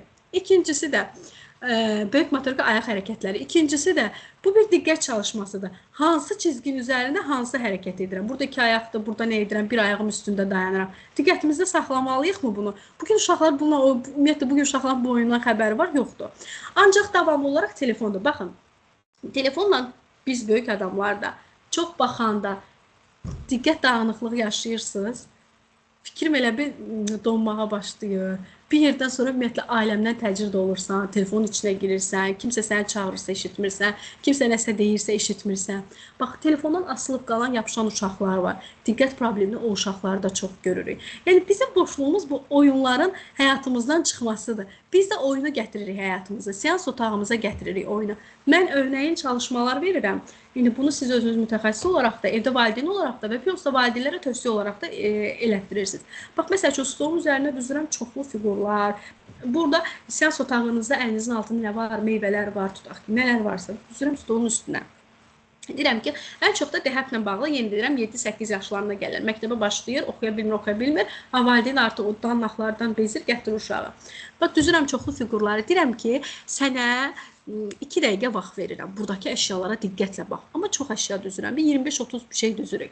Buradakı əşyalara diqqətlə bax. Sonra səndən bir şey soruşacağım. şərtinizi əvvəlcədən deməyə ehtiyac yoxdur. Qoy ora diqqətlə baxsın ki, o heç bilmir də, mən ona edəcəm.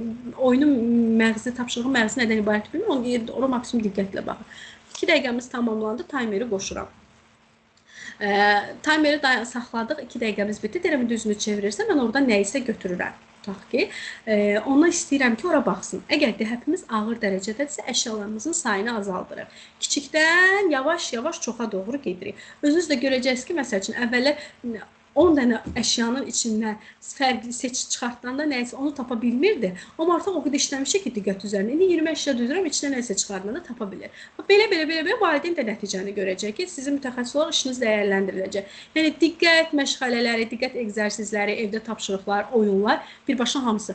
Və valideynə bildiririk, bu müddət ərzində telefonla ümumiyyətlə istifadəni dayandırıq. Yox, bunu birbaşa cəza halına almırıq, telefon istifadəsini saatlayırıq, limitləyirik. Çox az bir saata indirir. Çünki mənim işimə əngəldir. Sırf elə ki, robot kimidir hər şey o uşaq üçün.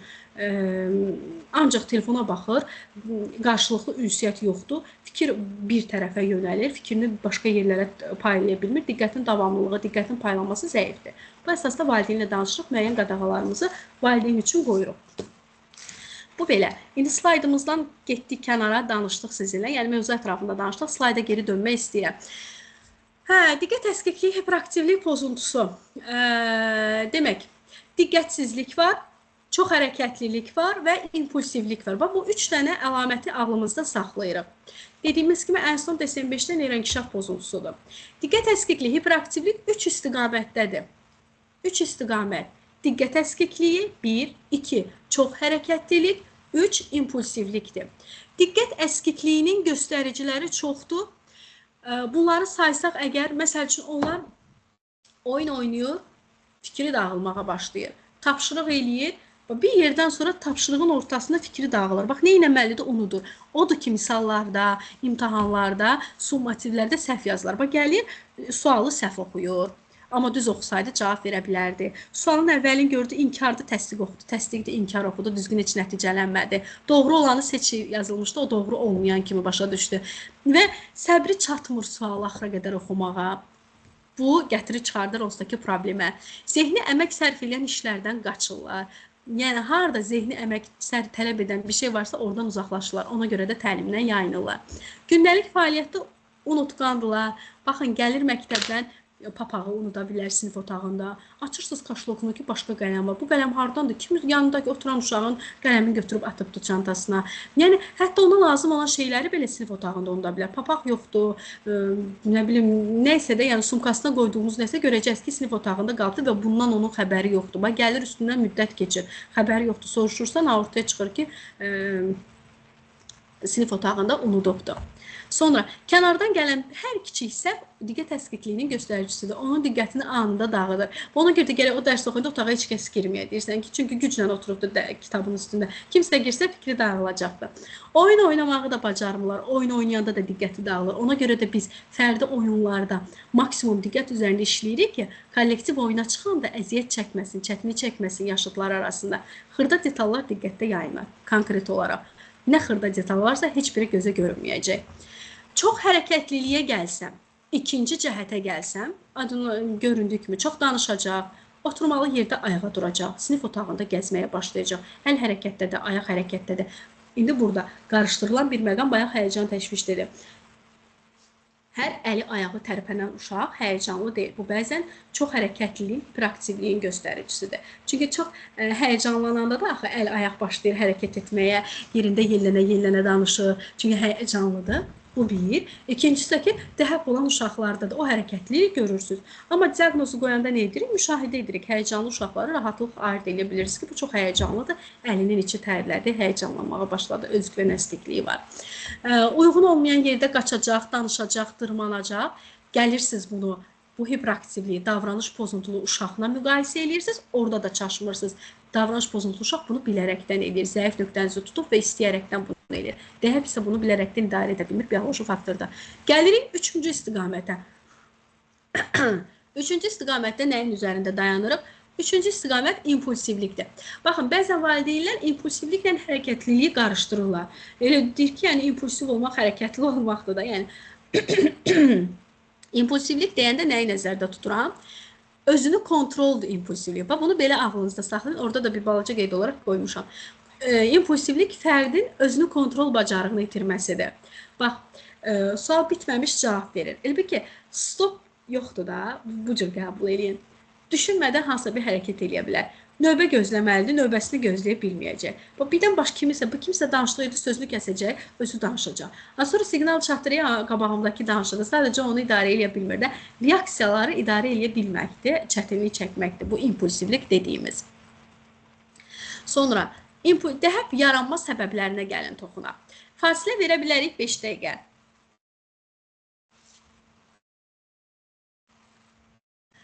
5 dəqiqə fasilə verə bilərik. Baxıram ki, fasilə verməmişik. Müəllimə, buyurun, bəli, olar. Baxın, 17-dir müəllimələr. Hazırda 17-dir. 22-də görüşərik. Tamam. Tamam.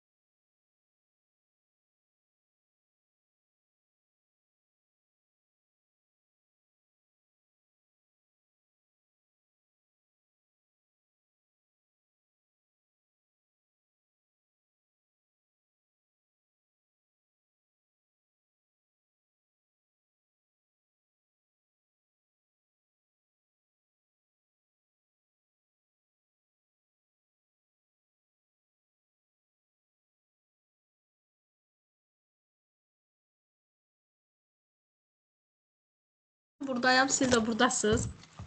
Dediyimiz dəqiqədən bir dəqiqə o tərəfə keçdik. Hə. Tamam, o zaman davam eləyirik. Demək, biz qalmışdıq harda? Dəhəbin yaranma səbəblərinə keçid etdim. Dayandım ki, fasilədən sonra ardın gətirək. Dəhəbin yaranma səbəbləri nələrdir? Dəhəb ola bilər ki, irsi faktor daşıyır.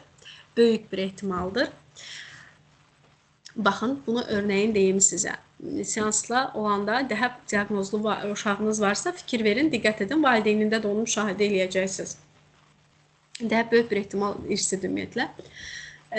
Ya atada, ya anada bunu görürsünüz. Mən uşağın diaqnostika müddətində uşağa fokuslananda ki, uşağın diqqət təskil hiperaktivliyini müşahidə edin, baxıram, ata da yerində dayana bilmir.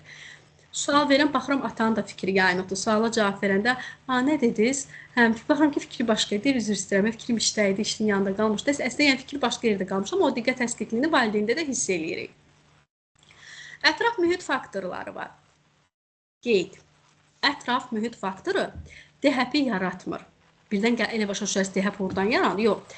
Sadəcə ətraf mühit faktoru olan diqqət təskikliyi, hiperaktivliyi riskini daha da artırır, daha da genişləndirir, daha da ağırlaşdırır, yaratmır. Olanı biraz daha çox üzə çıxardır, qabardır.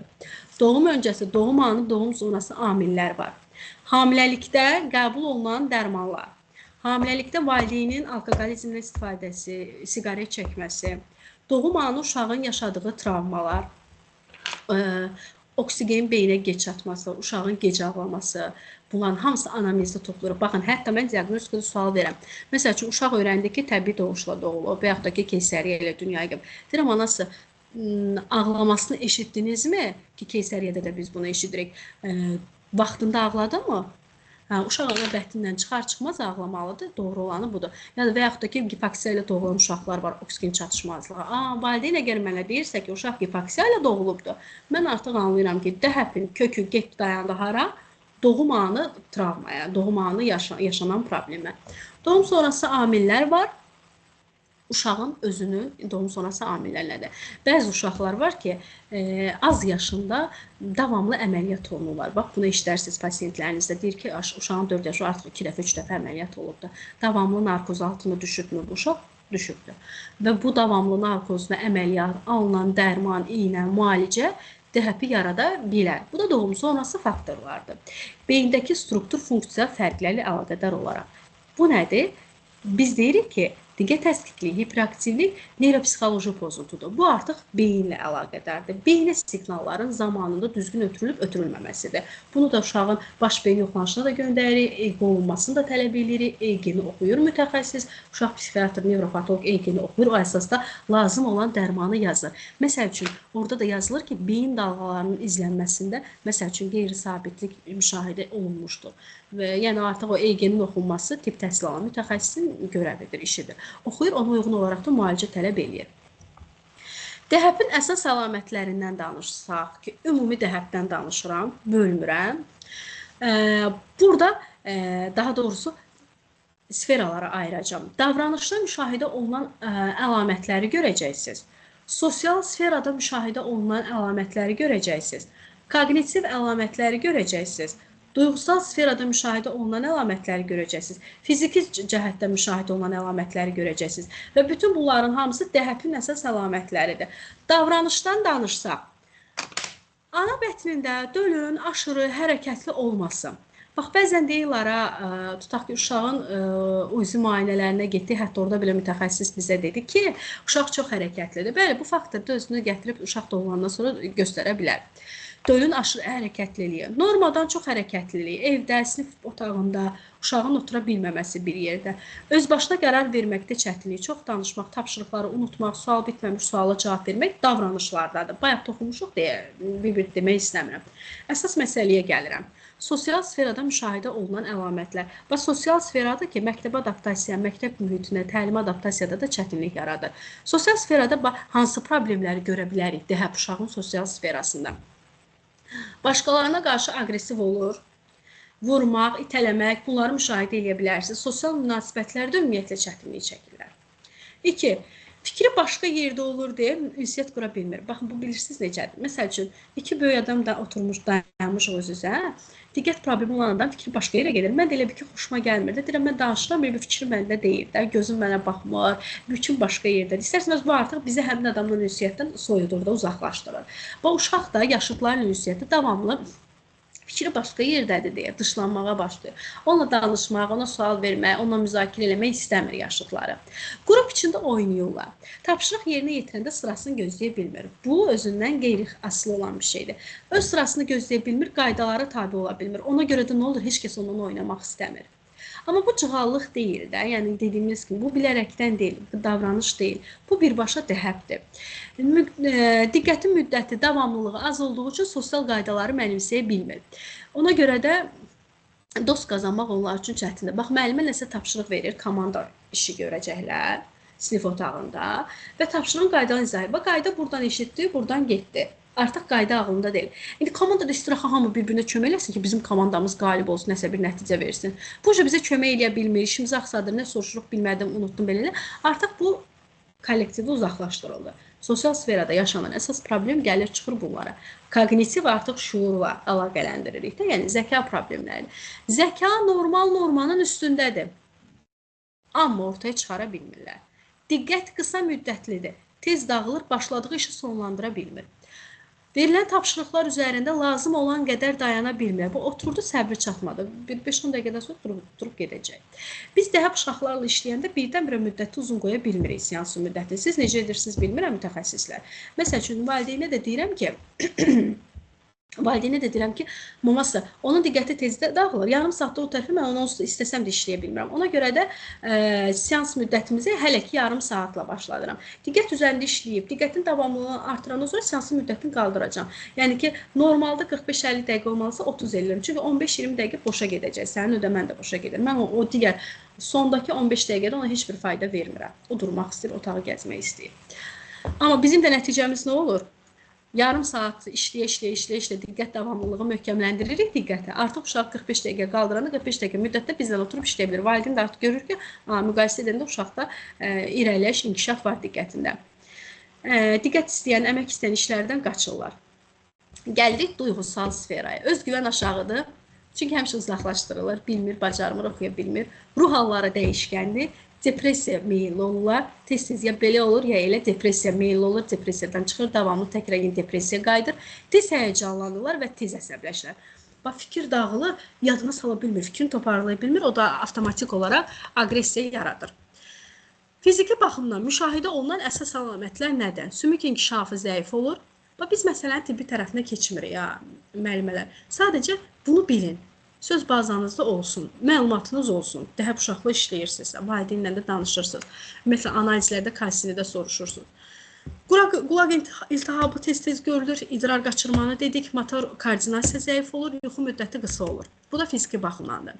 Cinslər arası fərqə gələk. Oğlan uşaqlarında qızlara nisbətən daha çox müşahidə olunur.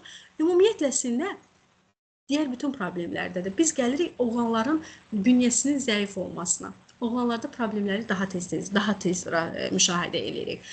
Oğlanlarda daha çox hiperaktivliyi, impulsivliyi görürük. Qızlarda daha çox diqqətin əskik olduğunu görürük.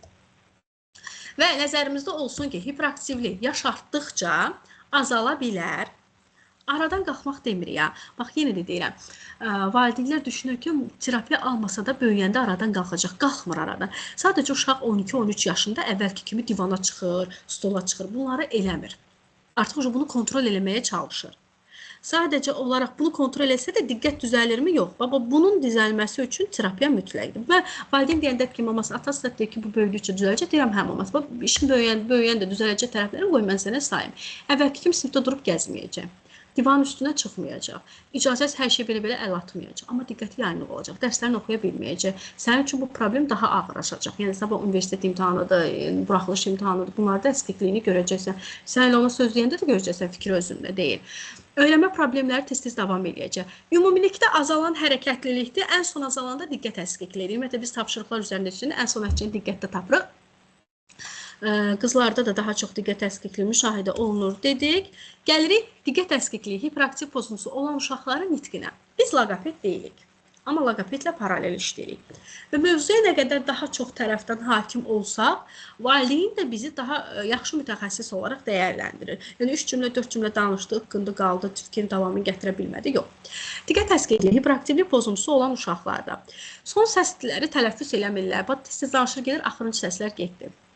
Rabitə pozğunluğu olur. Bir sözdən digər sözə tez keçir, məntiqsiz keçir. Qrammatik pozuntu olur. Bu nədir? Şəkilçiləri ya yanlış əlavə edir, ya da ki, ixtisara salır.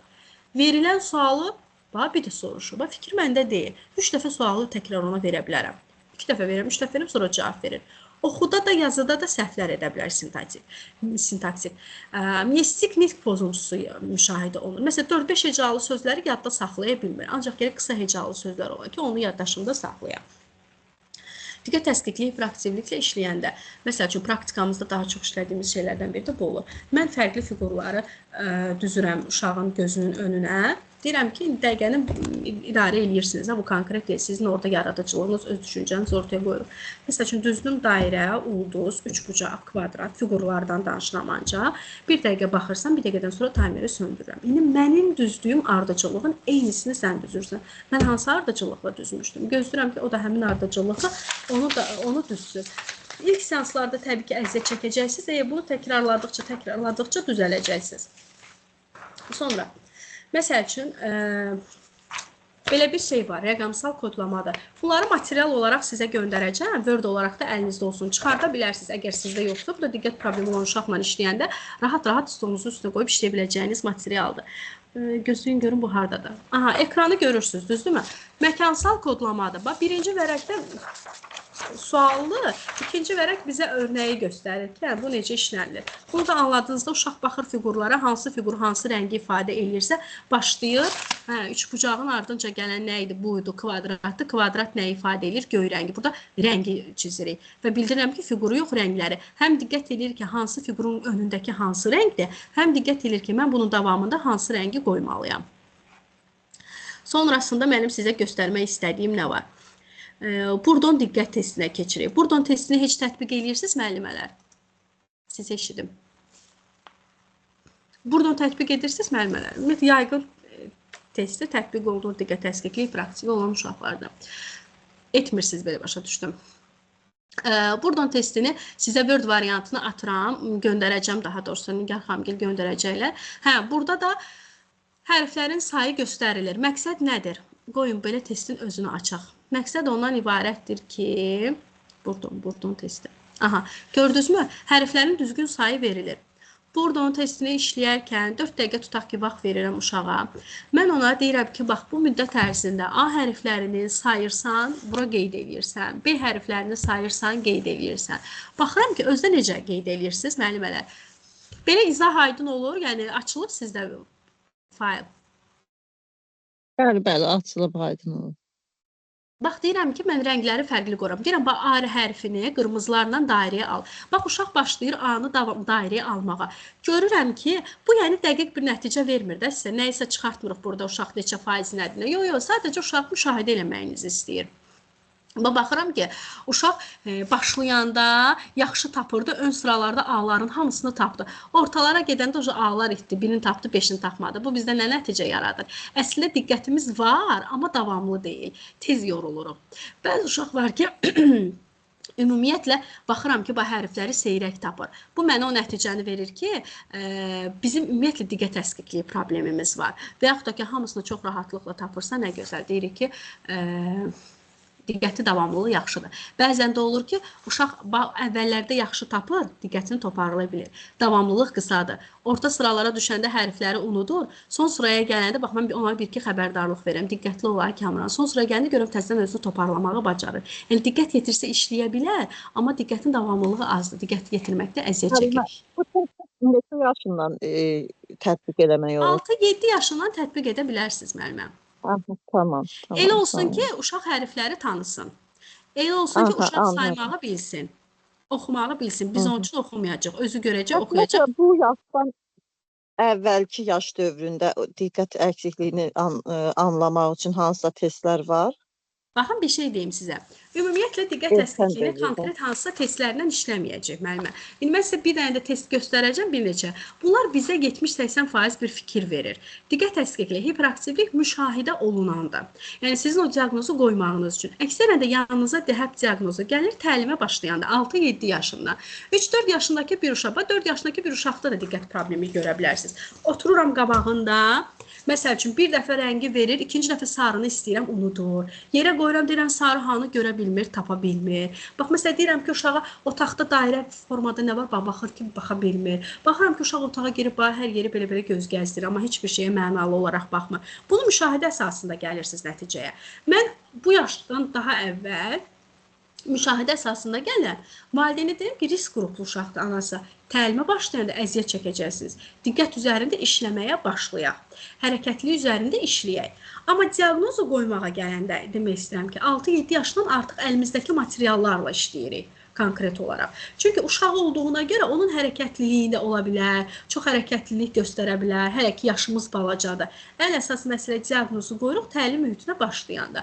Daha çox bizim 3 yaşında, 4 yaşında valideyn izah edir ki, risk qrupu uşaqdır. Amma mən hansısa bir testi işləyirəm, diaqnoz qoyuram, yəni ki, yox. Valideynin suallar üzərindən gedə bilərəm. Məsəl üçün, mənim valideynə verdiyim suallar var. O sualları verirəm. Suallar əsasında təyin edirəm. Amma bu suallar da daha çox bizim 6-7 yaşa aid edilir ki, artıq rahatam ki, uşaq təlim mühitinə başlayıb. Valideynin narahatlığı bu əsaslıdır. Onun üzərindən test işləyirəm. Buradan testindən sonra sizə demək istədiyim şey... Olar bu məqamda sizdən bir söz soruşmaq. Buyurun, kimdir? Ədilə xanımdır? Bəli, mənəm. Buyurun. Elə bir ki, mənim yanıma hazırlığa gələn uşaq var, 1-ci sinifdir. Anası gətirəndə dedi ki, çox zəifdir. Yəni ki, nə yaza bilir, nə oxuya bilir. Yəni ki, sinifdə uşaq çoxdur, buna yəni də yetmir. Həmin məktəbdəki müəllimə yetə bilmir buna. Uşağı bir neçə gün davamlı olaraq dərsə hazırlaşırdığından riyaziyyatdan çox yaxşıdır uşaq. Rəqəmləri falan yadında saxlayır. Amma ana dilinə gələndə uşaq hərfləri yadında saxlamır. Məsələn, deyirsən, bugün keçir A-nı, səhərsi deyirsən A-nı yaz, dayanır baxır üzümə ki, mən nə yazım? Aha. Bu nədən irəli gəlir? Mənə maraqlıdır. Çünki riyaziyyatda o şeyi görmürəm də onda. Çox yaxşıdır. Bir dəfə dediyimi ikinci dəfə götürür səlist. Yazıda problem yaşayır müəllimə? Azərbaycan dilində, bəli, yazıda, ana dilində problem. Disqrafi problemimiz ola bilərmi? Uşağın disqrafisi var, yazıda əziyyət çəkir. Hərfləri yanlış yazır, hecaları səhv yazır, özündən şəkilçi yazır, bəzən yazmamalı. Bəli, heç uyğun olmayan şeylər yazır. Aha, bu bizim üçün öyrənmə çətinliyi diaqnozundan gəlir çıxır ki, bayaq demişdim, disleksiya ilə diqqət təsqiqliyi, hiperaktivlik bunlar bir-biri ilə əlaqəlidir, paralel müşahidə oluna bilər. Valideynə də deyirik ki, bu uşağın ciddi diqqət problemi var. Və paralelində öyrənmə çətinliyi var. Niyə riyaziyyatda özünü biruzə vermir? Öyrənmə çətinliyinin bölmələri var. Diskalkuli, riyazi hesablamalarda olan çətinlik, disqrafi, yazıda olan çətinlik. Mən valideynə izah edirəm ki, sənin uşağının riyazi bacarıqları yaxşıdır. Öyrənmə çətinliyinin disqrafi bölməsindən əziyyət çəkir.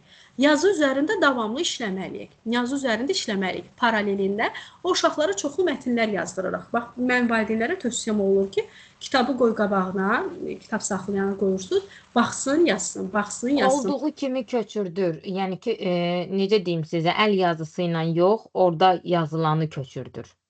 Olduğu kimi ki, yox, artıq o uşaqla belə yazsın, kitabı önünə qoyuruq, yazsın. Amma fərdi məşğələ mütləqdir müəllimə. Davamlı şəkildə sırf imlası üzərində, imla yazdırım ona inşa yazdırım, ancaq ki, yazsın. Yazı üzərində çox işləmək lazım. Mən də onu nəzərdə tutmuşam ki, yəni ancaq yazı ilə də davamlı bir şey təkrar etməklə düzələcək yəqin ki. Biz nə işləyirik? Diqqət çalışmaları işləyirik. Bax, valideyn mütəxəssisə müraciət eləsin, mütləqdir. Əgər indi yox, maddi çətinlik var, deyirsə ki, müraciət eləyə bilməyəcəyini bilirəm. Yox, valideyn özü çox laqeyd valideyndir. Bir gün gətirir hazırlığa, 5 gün gətirmir. Onda bir şey deyə bilmirəm. Laqeydlikdirsə o ayrı. Var ki, çox məsuliyyətli də maddiyyat əngəli olur. Onda kömək eləmək istəyirəm o valideynlərə ki, evdə necə işləyin Yo, uşaq. yo, tərsinədir. Maddiyyat əngəlli deyil, sadəcə olaraq laqeydlik Onda var. artıq o valideyn üçün boğaz yormağa dəymir də müəllimə. Çünki Ədilə xanım, bilirsən ki, laqeyd yanaşacaq.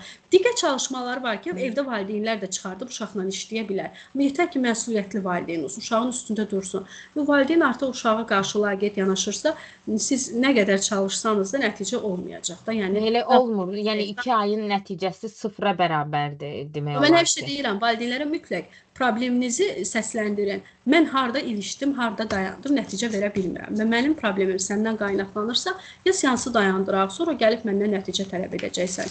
Yəni mütləq mən valideynlə danışanda həmişə bu məsələlərə toxunuram. Yəni Çünki davamlı gəldiyi müddətdə, məsələn 10 gün davamlı gəlibsə, həmin müddətdə sinif müəlliməsi də razılıq eləyir, deyir, yəni düzəlmə gedir. Elə ki gəlmir, hər şey təzədən sıfıra gedirik də, yenidən başlayırıq. Başa düşdüm. Yəni eynən mənim də demək istədiyim odur ki, əgər nəticə almama valideynin işi əngəl olursa, mütləq bunu valideynlə bölüşürəm. Çünki bilirsiniz, nəticə sizin adınıza yazılır. Sizdən gözlənti var. Valideynlər bəzən səhv anlayırlar. Yəni birbaşa bizdən olur gözlənti. Bəli, bəli. O mütləq işinizin peşəkarlığına aiddir ki, bu harda nəticə verə bilmirsiniz və mütəxəssis olaraq görürsünüz ki, nəticə verə bilməmə səbəbiniz qarşı tərəfdirsə, bunu mütləq vurğulamalısınız. İşi əbəs yerə uzatmağın, seans sayını artırmağın adı yoxdur. Ədilə xanım, davam edeyim mi? Bəli, bəli, çox sağ olun. Təşəkkür edirəm sizə. Siz də sağ olun. Biz indi hardaydıq? Belə fikirləriniz olanda qoşulun ki, mənə də maraqlı olur. Görəm ki, dərsdə iştirak edirsiniz də, yəni. Çünki onlayn dərs mən yenə də deyirəm, mən əslində onlayn dərsləri sevmirəm. Nə özüm hansı müəllimin onlayn dərsinə qoşula bilmirəm, nə də onlayn danışanda narahat oluram ki, mən görəsən dinləyirlərmi gerçəkdən də. Demək gəlirəm nəyə? Uşaq davranışlarının qiymətləndirilməsi cədvəlinə gəlirik. Diqqət təsdiqliyi hiperaktivliklə bağlıdır. Bax, bayaq soruşdunuz, diaqnozu necə qoyuruq? Diqqət təsdiqliyi hiperaktivlikdə ədədlərlə, rəqəmlərlə şkala nəticəyə gəlmirik, hər hansı bir şkalalar çıxartmırıq. Amma və lakin əlimizdə müəyyən anket sorğular olur ki, bizə köməkçi olur. Və bu anket sorğular 70-80% doğru olur. 70-80%. Amma bizdə bir təəssürat yaradır. İndi mən sizdən bir şey soruşmaq istəyirəm. Bax, siz bu cədvəliyi aydın şəkildə görürsünüz. Gəlin bunu konkret mənlə işləyək hansı uşaq üzərindən. Belə olsun ki, daha yaxşı olsun da işləyək ki, bir nəticəyə gələk görək, necə dəyərləndiririk. Mən də çıxardım qələm və yazıram bir siz dedikcə. Kimsə bunu işləyir mənimlə. Məsəl üçün, uşağınızın var 8 yaşı. Bizdə evdəki hal-hazırdakı uşağın 12 yaşı var. Olsun 12 yaşı. İşləyə bilər? İşləyə bilərik. Mən sizinlə işləyirəm, uşaqla işləmirəm. Bu valideynlə işlənilir. Hə, biz işləyirik. Aha. Valideynə soruşuram.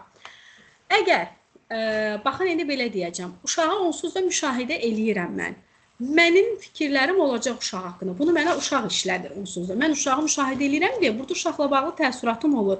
Hansı punktlarda müəyyən cavabları mən özüm də verə bilirəm. Amma gözləyirəm, valideyndən də soruşuram ki, görüm evdəki mühiti valideyn necə dəyərləndirir, evdə uşaq necədir. İşləyək sizinlə bunu. Bəli, işləyək. Bəli, nəsə dedi? Bəli, işləyək. Aha, tamam, o zaman başlayaq. Baxın, sizə də örnək olur, yəni bunu görürsünüz ekranda. Bu cədvəl əsasında bunu da göndərəcək sizə. Bu cədvəli çıxardıb valideynlərlə işləyə bilərsiniz. Bu da bir əlinizdə materialdır. 18 bənd qeyd olunubdur.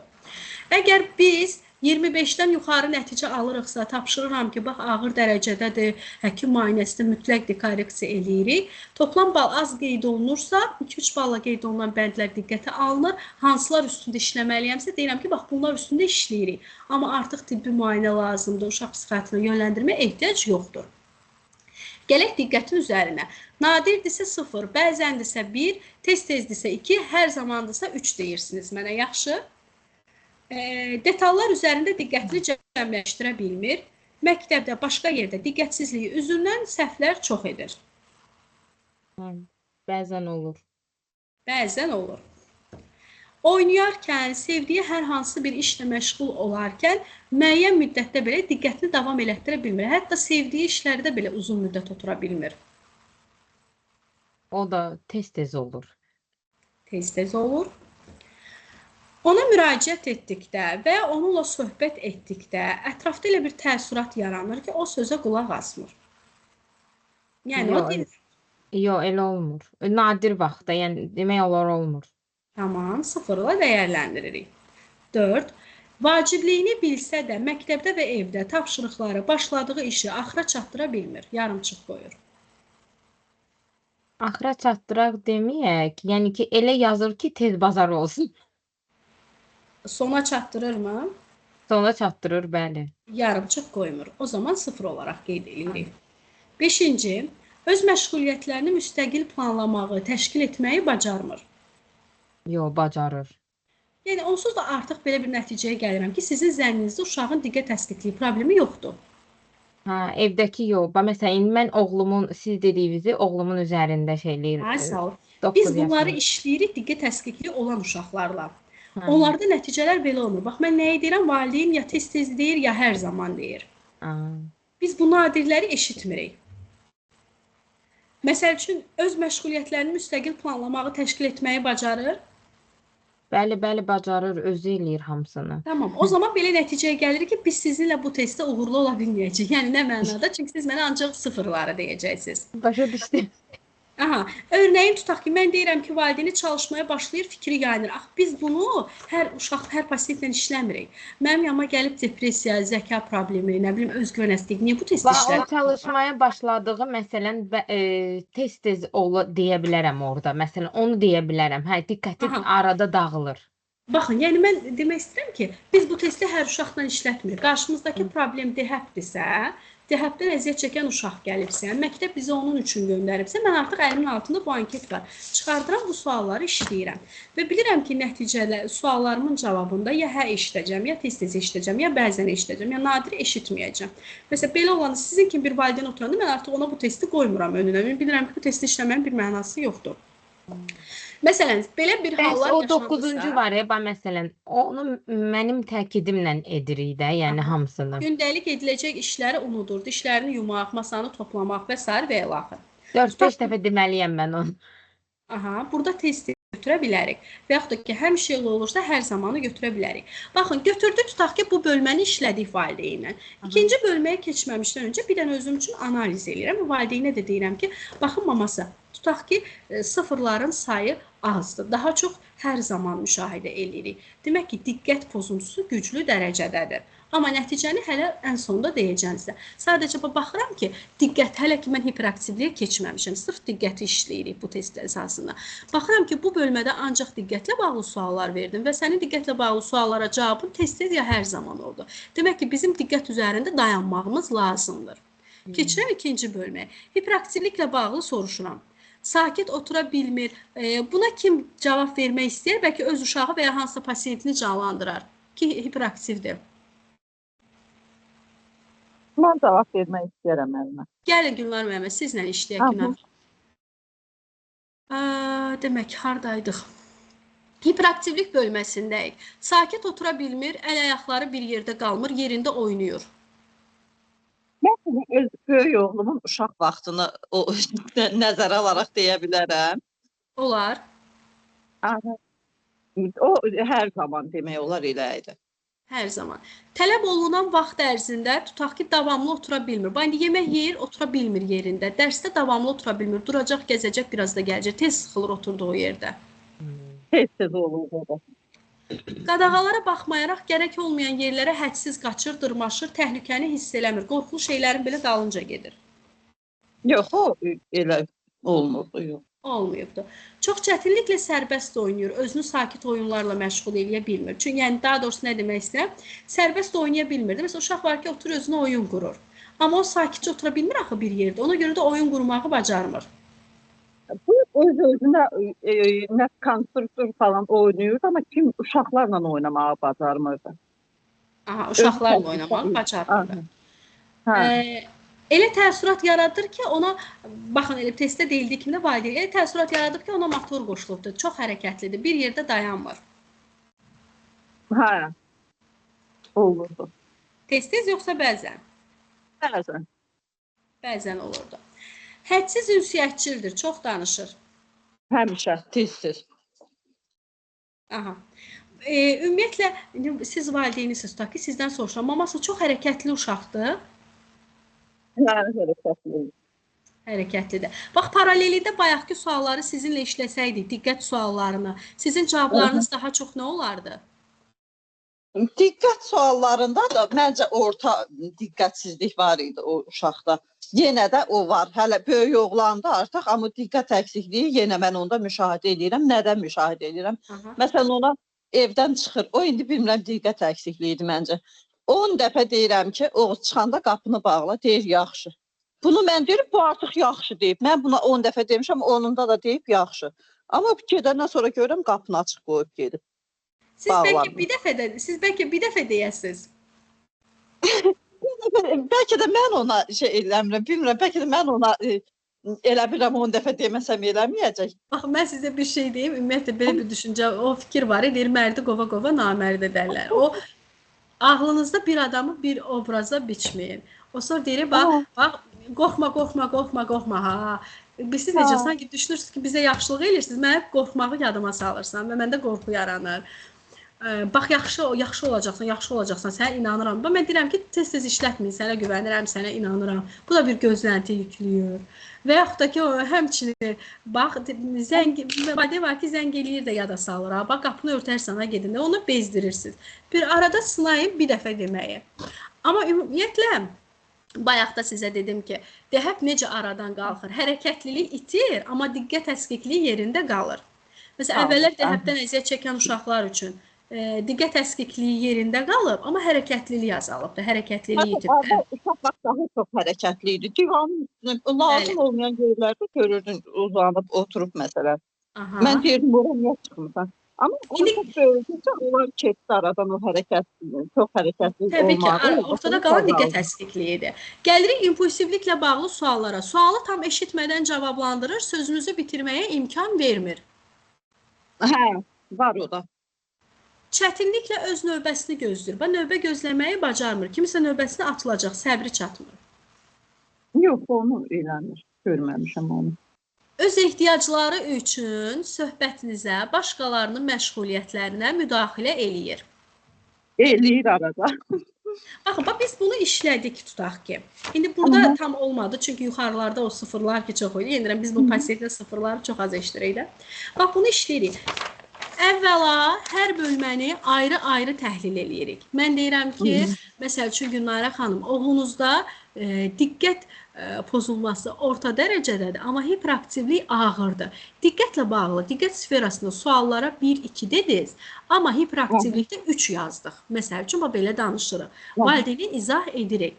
Və sonda nəticəyə baxıram, toplayıram bu işarələdiyim rəqəmləri. 25-dən çoxdursa, mütləq şəkildə həkimə yönləndirirəm. Bizim diqqət əskikliyi, hiperaktivlik diaqnozu qoymağımız üçün sadalanan əlamətlər 6 ay heç olmasa özünü göstərməlidir. Bax, tutaq ki, təzə başlayıb da, valideyn gəl deyir ki, uşaqda təzə görürəm. Yoxsa ki, bizə təzə ilə gəlmirlər, təzə görünən nəsə olmur. Amma ümumiyyətlə deyirəm ki, biləsiniz. Heç olmasa 6 ay bu uşaqda bu əlamətlər müşahidə olunmalıdır. Çox hərəkətlilik olsun, diqqət problemi olsun ki, bu əlamətlər 6 ay davamlı şəkildə özünü göstərməlidir ki, biz ailəyə deyək ki, uşağın diqqət əskikliyi və hiperaktivlikdən əziyyət çəkir. Sonra belə bir bu var, amma bunun Word variantı əlimdə yoxdur deyə sizə bunu burada aça bilmirəm də. Məsəl üçün, sualları səsləndirə bilərəm. Bu da suallardır. İndirəm, dəhəb üçün konkret bir ədəd şkalası çıxartmırıq. Amma anketlər olur əlimizdə, valideyni suallar veririk. Övladınız məktəbə getmək istəmir, getdiyində yoldaşlarına, müəllimlərinə kobud davranır. Valideyn bunu da 0-1-2-3 aralığında dəyərləndirir. Evdə dərs hazırlayanda bir yerdə dayanmır, diqqəti dağılandan sonra yerində oturmaqda çətinlik çəkir. Məktəbə başqa yerə gedərkən əşyalarını itirir. Ani əsəb partlaması yaşayır. Çox danışır, danışan zaman deyəcəyi sözü unudur. Oyun oynayarkən səbirsizlənir. Bunları dediyim, tutaq ki, sualları verdim. 0-4 aralığı 20%, 5-9 50%, 10-14 aralığı 80%, 15-21 aralığı 100% dəhəb diaqnozu qoyma imkanı yaradır. Və bu anketdə həmçinin 70-80% doğrudur. 100% nəticəni nə verir? Sizin uşağı müşahidə etməyiniz. Heç bir anket sorğu sizin uşağı müşahidə etməyiniz qədər gözəl nəticə verə bilməz. Əlimdə çoxlu şey var, testlər yox, materiallar var. Göndərəcəm sizə. Türkçədir. Keçən dəfə də qrup atamda demişdilər ki, türkçədən əziyyət çəkir, amma yəni bunlar materiallardır da. Yəni bunu çıxardırsınız, bunun dili yoxdur. Düzdür, bəzi sözlər var ki, tapşırıqlar da o türkçə yazılır, amma mən özümüzdə material az tapıram. Yəni ən çox materialları türklərdən tapıram, oradan endirib çıxardıram. Əlimin altında olur. Özüm üçün də ayırıram ki, hə, 2-ci sinif uşaqlarına məsəl üçün bunu işləyirəm. Bu mənim özümdə fayl ayırıram ki, belə daha rahat olsun. 2-ci sinif uşağıdırsa ondan nə işləyəcəm. Mən onu da sizə göndərəcəm müəllimlər. Yəni bu kitab şəklində var. Onu kitab formasında atacağam. İstəsəniz özünüzə çıxardarsınız. Belə, bizim 2 saatımız sona çatır. Bir dəqiqə saata da baxım. Hə, bizim 2 saatımız sona çatır. Mən sonlandırmamışdan qabaq, sabah sizin bayramınızdır. Bayramınızı təbrik edirəm. Bizim bayramımızdır. Bayramınızı təbrik edirəm. İşinizdə, özəl həyatda, şəxsi həyatda, ana olaraq, qadın olaraq sizə gözəl günlər arzulayıram. Dərslə bağlı, mövzu ilə bağlı sualınız varsa, buradayam, hələ ki sonlandırmıram, davam eləyə bilərik. Yəni sizə bağlıdır. Çox sağ olun bugünkü dərsə görə. Biz də sizi təbrik edirik. Bəziləriniz üzünüzü açsaydınız, heç olmasa son dəqiqədə üzünüzü görsəydim, məmnun olardım. Mənim sizinlə dərsim... Salam Məlik. Xoş oldu. Günlar müəllimə, siz xoş oldu. Şey oldu, səsinizi çox eşidirəm, üzünüzü görmürəm. Ona görə Allah saxlasın, o da sizin evladınızdır. Hə, müəllimələr, bizim çıxışımız bu qədər. Nəsə sualınız varmı? Əlavələndirək. Kəmal xanım, sizi də xoş gördük. Burada hansı materialı açmışdımsa, o materialı sizə göndərəcəm. Slaytda daxil. Sizə də işləriniz var. Sizin bizlə yenə dərsimiz olacaq, yoxsa? Məncə olmayacaq. Yox, bu mövzuydu. Hə, bitirdik. Bitirdik. Sizlərə sağ olun. Sağ olun. Siz də sağ olun. Sağ olun, çox sağ olun.